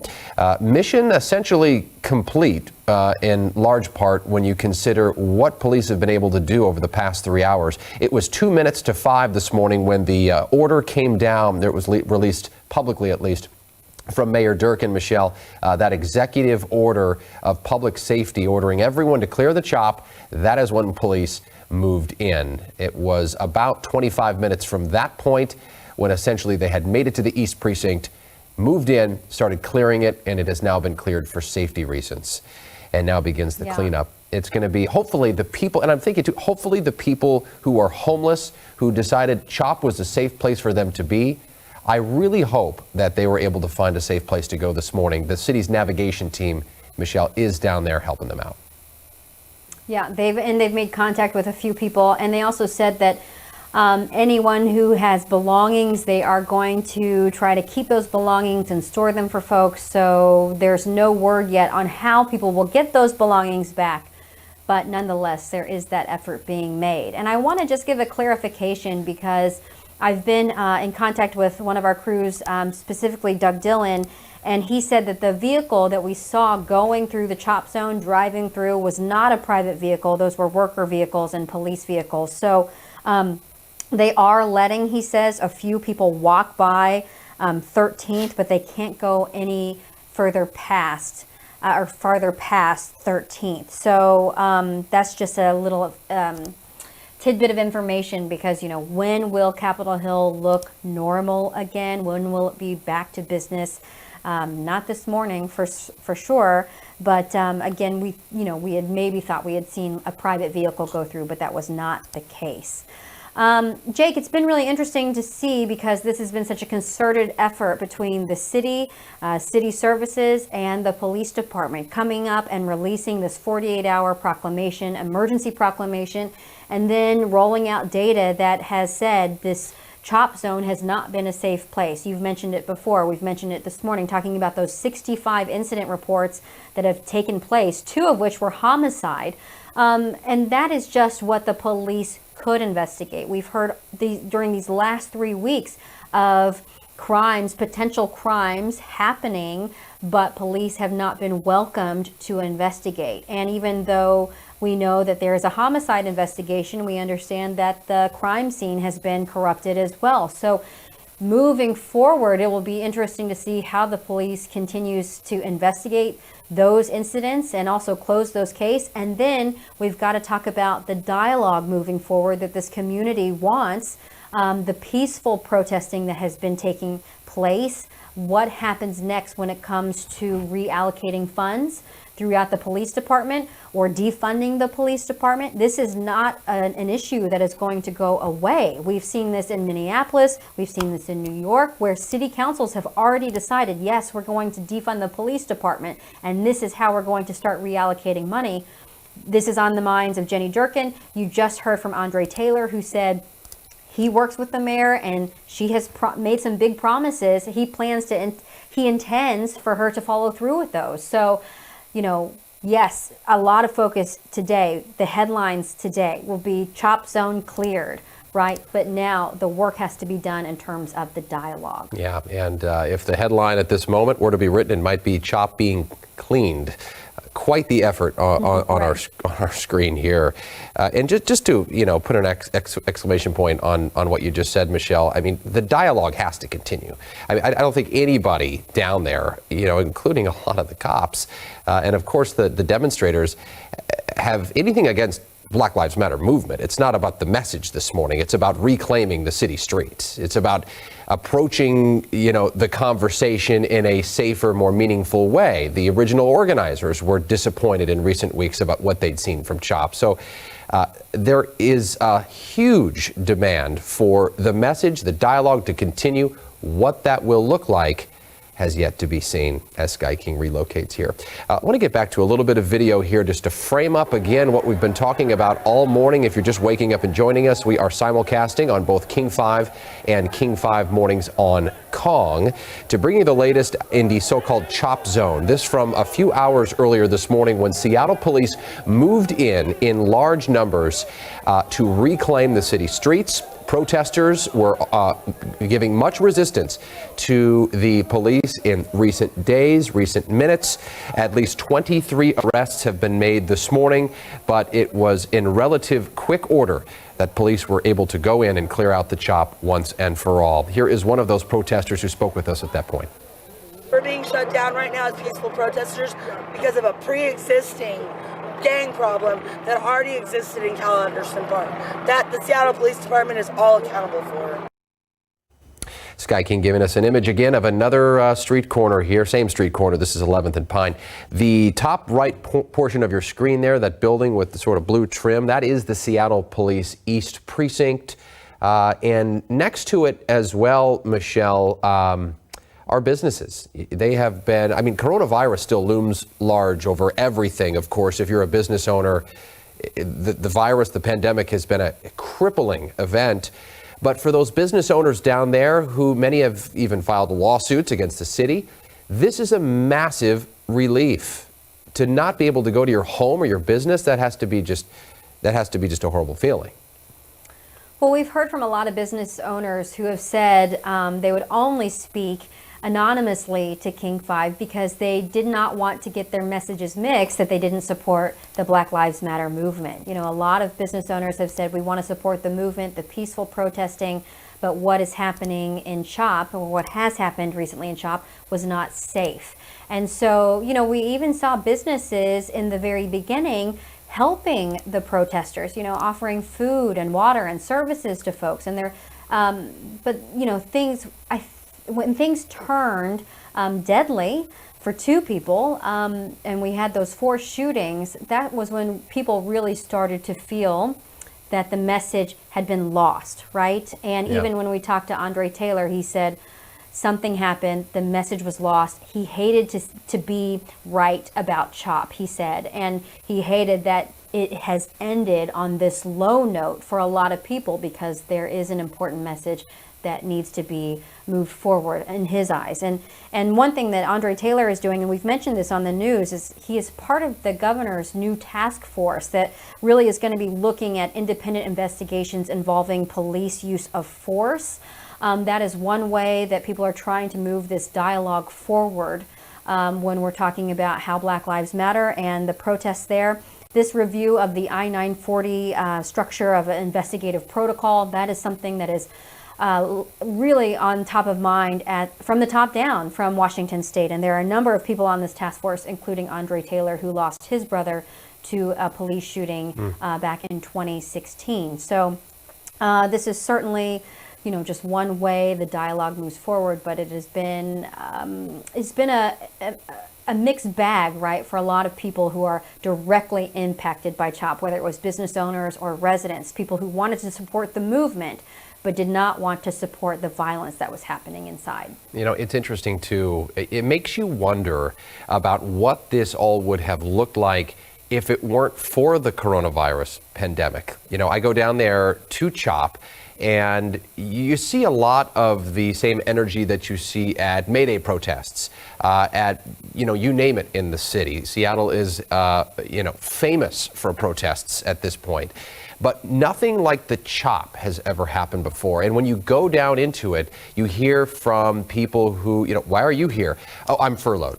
Or why are you bringing food down here? Oh, I'm a furloughed chef and I had some extra time on my hands. Or this person you're working at a sort of community co-op, they called it, a little market. Say, well, how are you here? She goes, well, I work home remotely and I'm on a break. It's like, so people have more time on their hands, and it's been an interesting sort of confluence of events that created CHOP. And you can only hope that the message of change, the Black Lives Matter message, continues, putting aside all that's happened here in the CHOP zone as we look live at city crews doing their work this morning.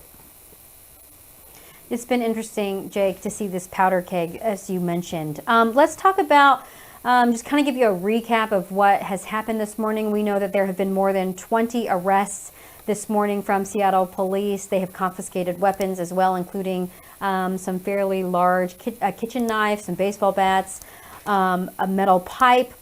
We know that the police have now have control of the East Precinct, though they haven't actually physically reclaimed it, so to speak. So we know that they've gone in, they've searched the precinct, and now it's been cleared, and eventually they will move in as well.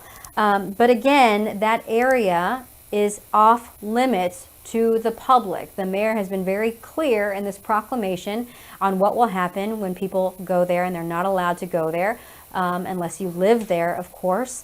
Again, that is part of the 48-hour proclamation, that emergency proclamation again. So it is off limits to people who want to patronize businesses or whatever until we get the lift. We will, of course, keep you posted on that. And if you are just now waking up with us here, it is July 1st. The 1st of July met with quite the activity in the downtown Seattle Capitol Hill core. As we look live here, you're joining us on both King 5 and King 5 on Kong as we get you going on a Wednesday.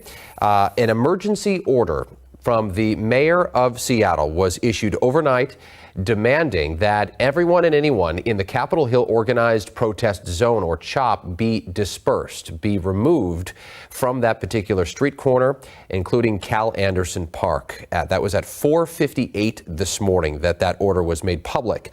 It was right at about that time that we saw Seattle police clearly in a fortified position, a very well thought out response, moved in those early morning hours when most people were asleep, and reclaimed the streets. As our Michael Crow put it, they outnumbered protesters 10-1, and they made quick work, 20 to 25 minutes or so of brief confrontation, but otherwise peaceful clearing of the CHOP.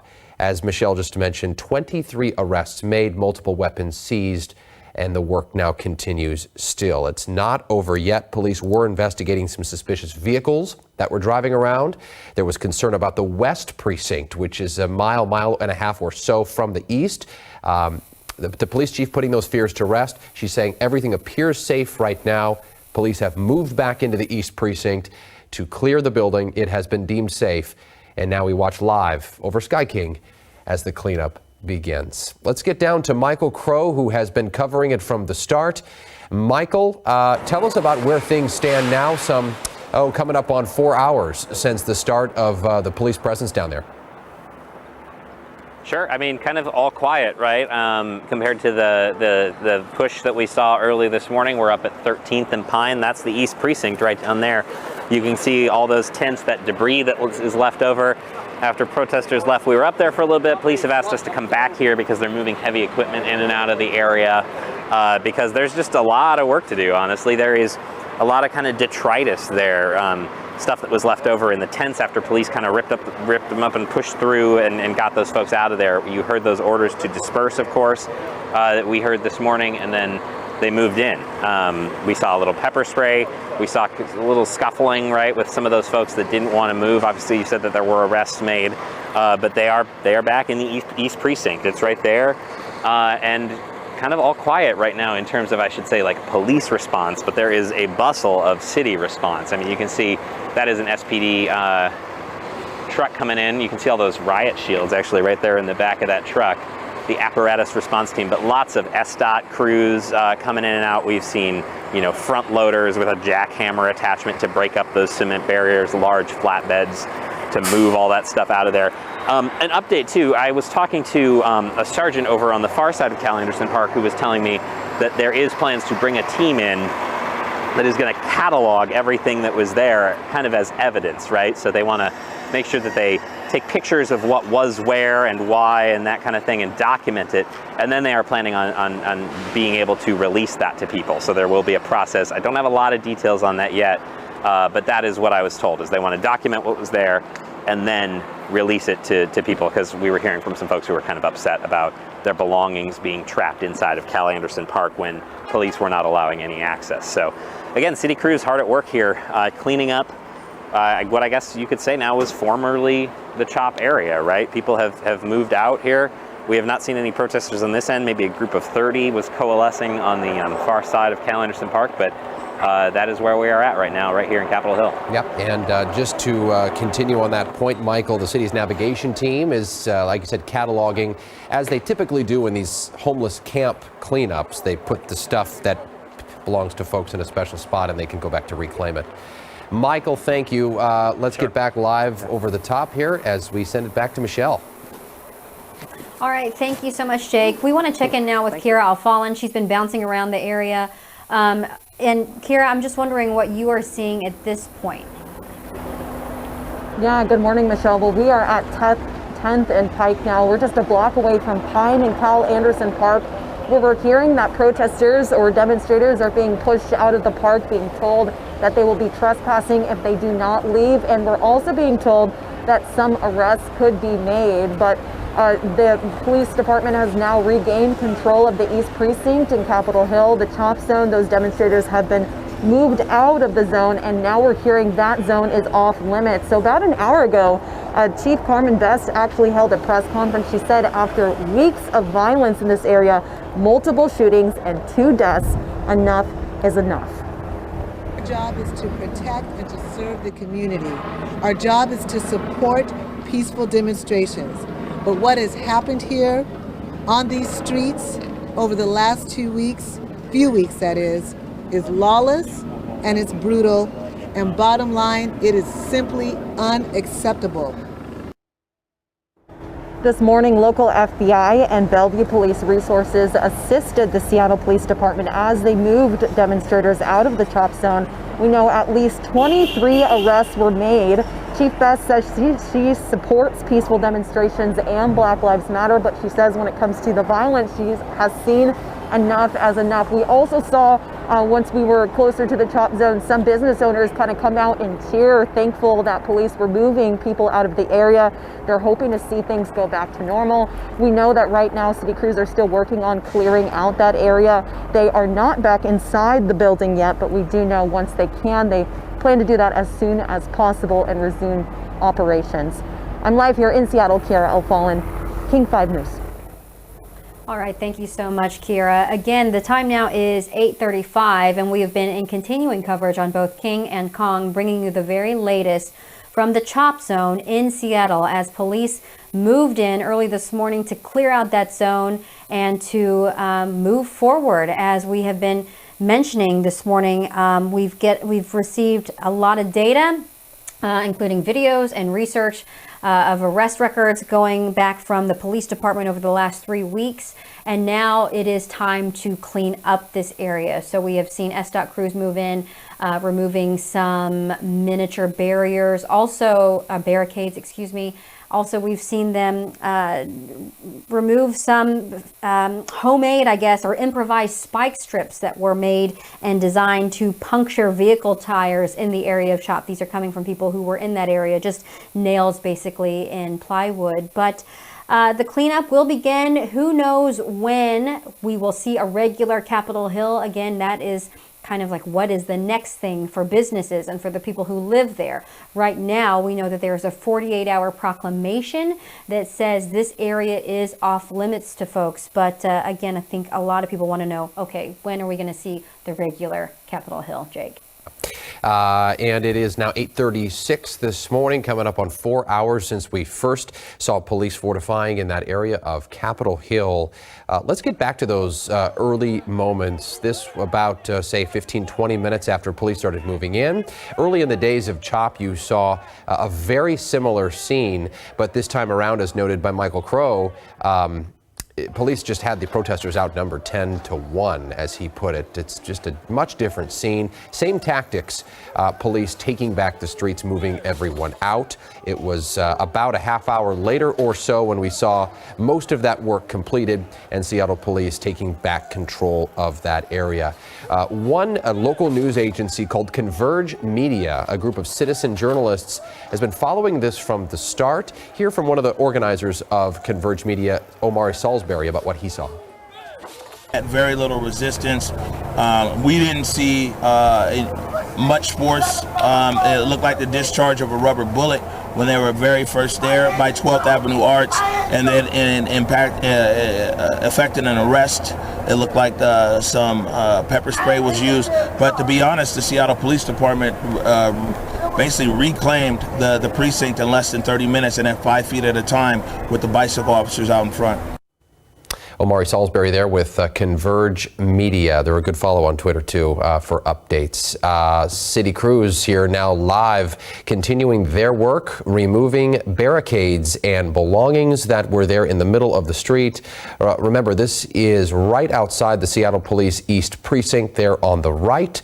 Looks like they're removing some of those wood panelings from the East Precinct, which is indicative of a new day for that building, which has been boarded up now for quite some time. Michelle, I'll touch on that in just a quick minute there. But all is safe at the moment, according to Chief Best. 23 arrests have been made now, according to Seattle Police. Everything from vandalism to a whole variety of things. This coming after some dark days in a history of this particular street corner, Michelle.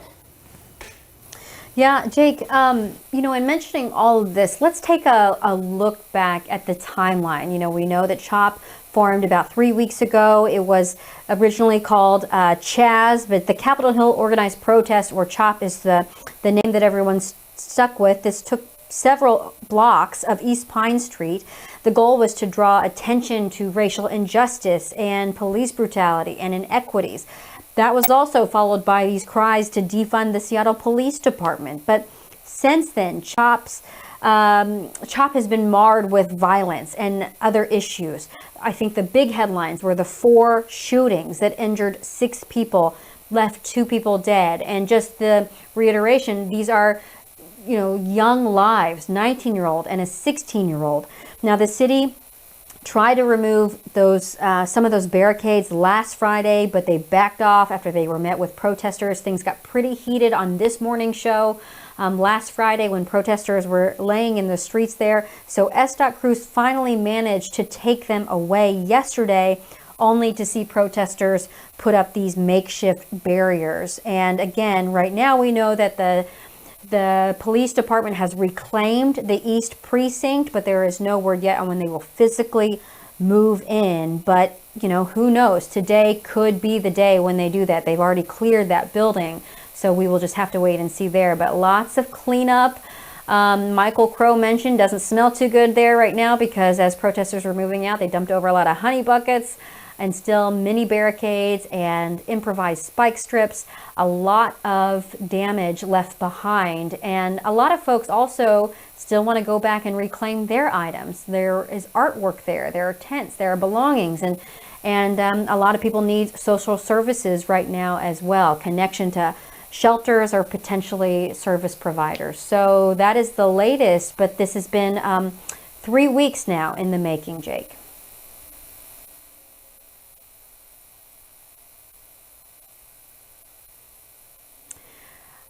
Okay, I'm going to also we're going to take a live look now overlooking the CHOP zone. And as you can see, we have seen a lot of SDOT crews now back at work. Again, time now is 8:41 there. You can see they are dressed in their protective gear and their hard hats. And we're wondering what they're going to do with those miniature concrete barriers in the middle of CHOP We also see those canopies, those tents set up. Those are all going to have to be removed, including the Jeep there that we see. So this is all something that crews will be working on throughout the day. But in the meantime, Jake, I just think it's going to be a pretty long day for a lot of SDOT crews. But they're finally able to do the work that they originally had wanted to do last Friday. Yeah, and they were met by protesters and unable to do it then. Certainly happening now. Worth noting, we have not yet heard from Seattle Mayor Jenny Durkan at this point in person. We have heard from Seattle Police Chief Carmen Best multiple times. Mayor Durkan, though, did issue that emergency order overnight, signing it, allowing police to disperse anyone and everyone from this particular street corner here in the Capitol Hill area. There has been no indication that police have officially reestablished the force there in the East Precinct there, which is the building there on the right side of your screen. But they have been able to get in, according to the chief, and clear the building and make sure that no one was inside, so it has been deemed safe. And if you are just joining us now at 18 minutes to the top of the hour, we are preempting the Today Show for updates on the major developments on Capitol Hill in Seattle, the clearing once and for all of the Capitol Hill organized protest zone. The police chief saying this morning she wants the message to continue. She says, quote, "Black Lives Matter, but enough is enough." She wants to continue the meaningful dialogue, but wants to also regain the streets.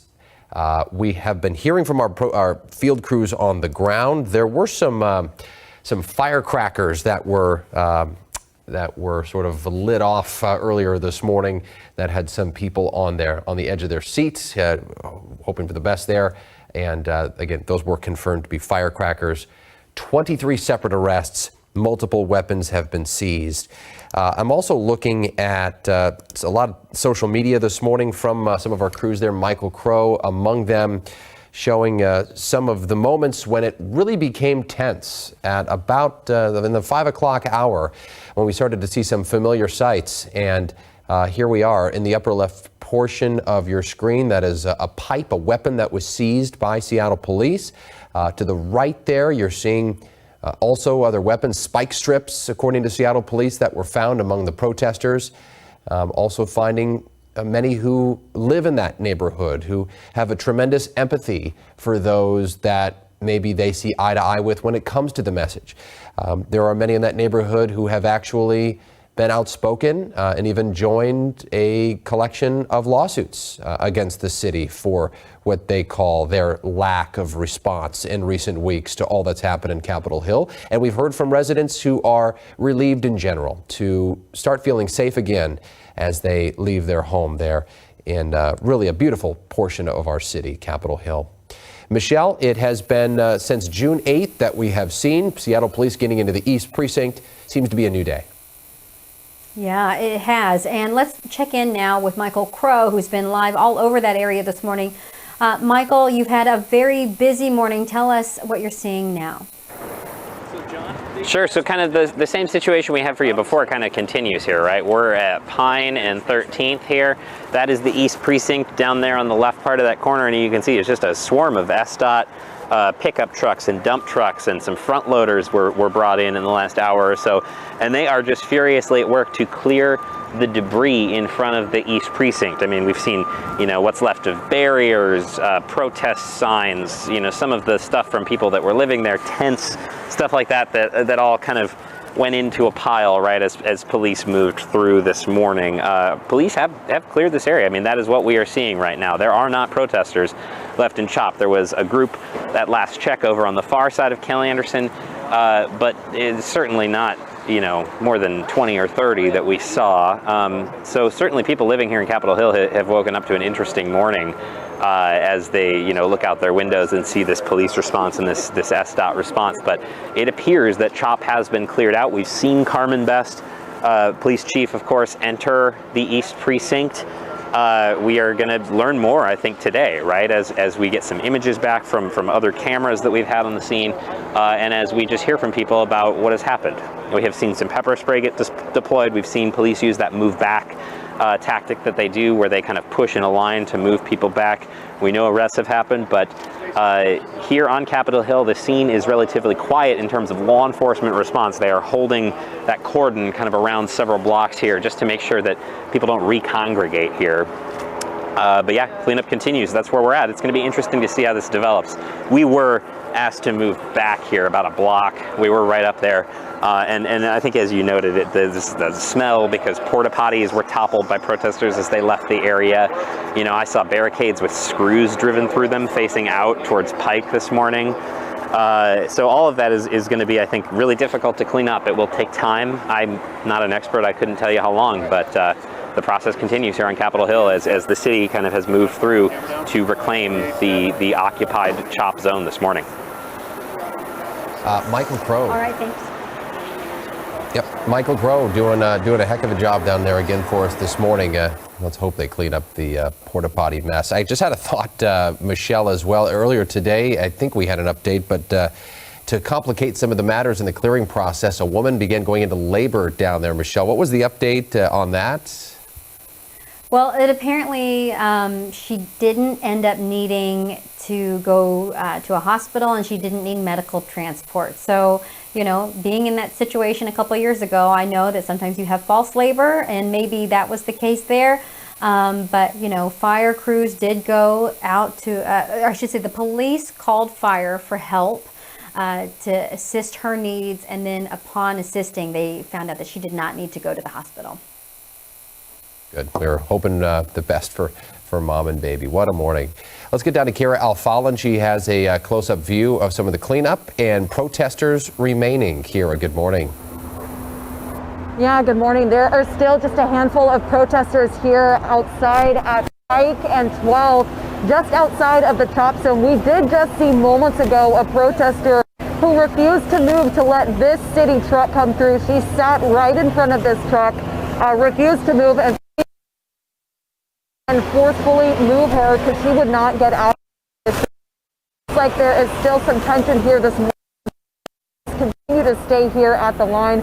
SDOT crews are inside right now doing what they can to clean up some of this area to get it ready as they continue to clear the streets and as police decide when they will move back into the East Precinct there.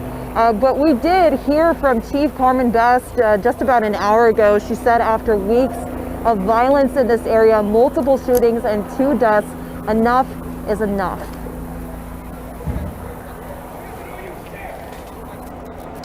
Kira Alfalin live at the scene there this morning with another update. Thanks, Kira.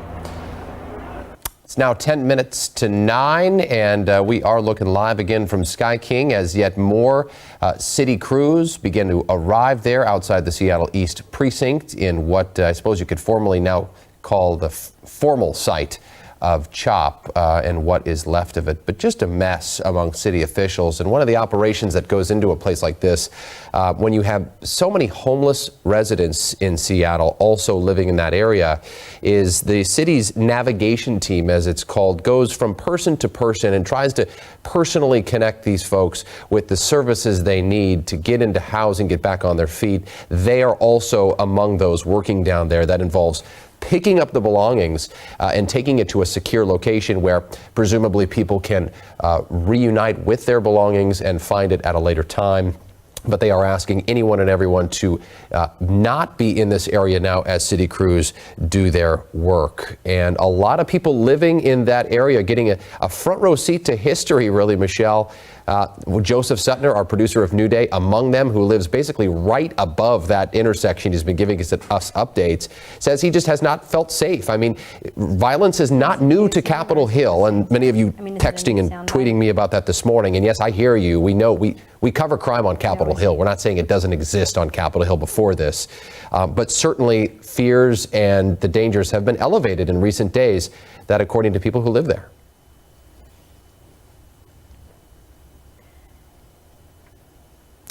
So Jake? Yep, go ahead. Oh, sorry about that. Just wanted to touch base because Chief Carmen Best, we know, has been out on the scene very early this morning, and we did catch up with her probably a little more than an hour, maybe an hour and a half ago. So we do want to listen to what she has to say about the East Precinct and moving forward. Well, in terms of the East Precinct, the mayor's order makes it clear that this area is off limits at this time, and so no one should be in the area, and we'll be enforcing that fully. We have no other threats to any other facility at this time, but clearly, we'll be having additional staffing in all of our areas.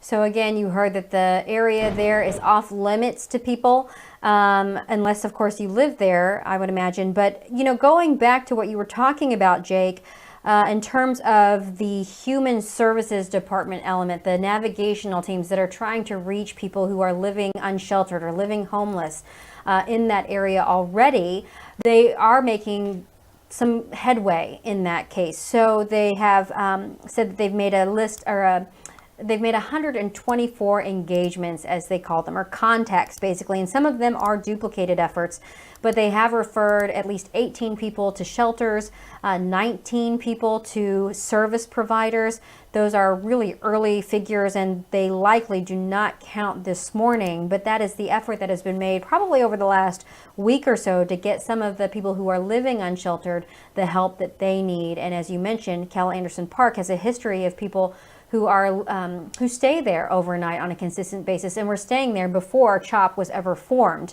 Yeah. Additionally, we know that there is an outreach tent located next to Seattle Central College. So I'm not sure about where that stands today, but that has been the case for the last couple of days, where people have been able to get some services there and connect people to resources. But that is an ongoing effort by the city, as they have made this proclamation and as they've made this sweep in CHOP to help those people who really do need services and who may have been kind of living in CHOP and getting some, food and some other services there that they maybe not have had access to before. Yeah, everybody deserves a safe place to go, no doubt about that. And side note, the navigation team has been successful getting a lot of folks into some permanent housing.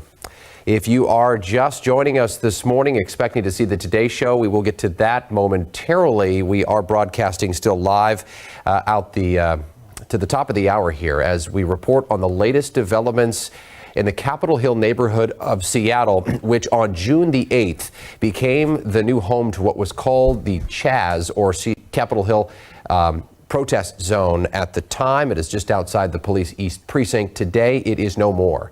The police precinct has been reclaimed by Seattle police in an effort that began at about 5 a.m. local time, took about 20 or 30 minutes for police in riot gear using tactical maneuvers to rally together, pushing the remaining protesters out of the CHOP, reclaiming control of the precinct there on the east side, making 23 separate arrests with some resistance from protesters. Some weapons were seized, but otherwise no additional violence to report to you right now. And we do watch live as police and city crews begin the long, laborious effort of cleaning up Capitol Hill, which has been collecting a whole lot of stuff over the past 3 weeks, and vehicles now driving through the CHOP zone. Michelle, it has been quite the morning. And again, on the point of the dialogue moving forward, it'll be interesting to see how the city and how these protest leaders come to terms over the coming days and weeks. Yeah, I think that it's been very clear that the message has been diluted and or lost in many cases, depending on who you're asking, who were a part of this process from the beginning. So the dialogue moving forward, we have talked to Andre Taylor, who lost his brother to a police shooting in 2016, and he's now on the governor's task force. He's also working with the mayor's office to create change and reallocating some money back into the community. So I do think that it is the message that we have heard this morning from a lot of folks is that the message was lost, and it's unfortunate that CHOP was dispersed on this low note. But at the same time, the message will go forward. There will be dialogue. Chief Carmen Best and the mayor have been very clear that they want to keep these conversations going, Jake. 4 minutes to the top of the hour, Michelle. We are all so glad that you joined us on King 5 Mornings and King 5 Mornings on Kong for the latest on the Capitol Hill organized protest, which ends today. Make July 1st a good one. We'll see you tomorrow morning.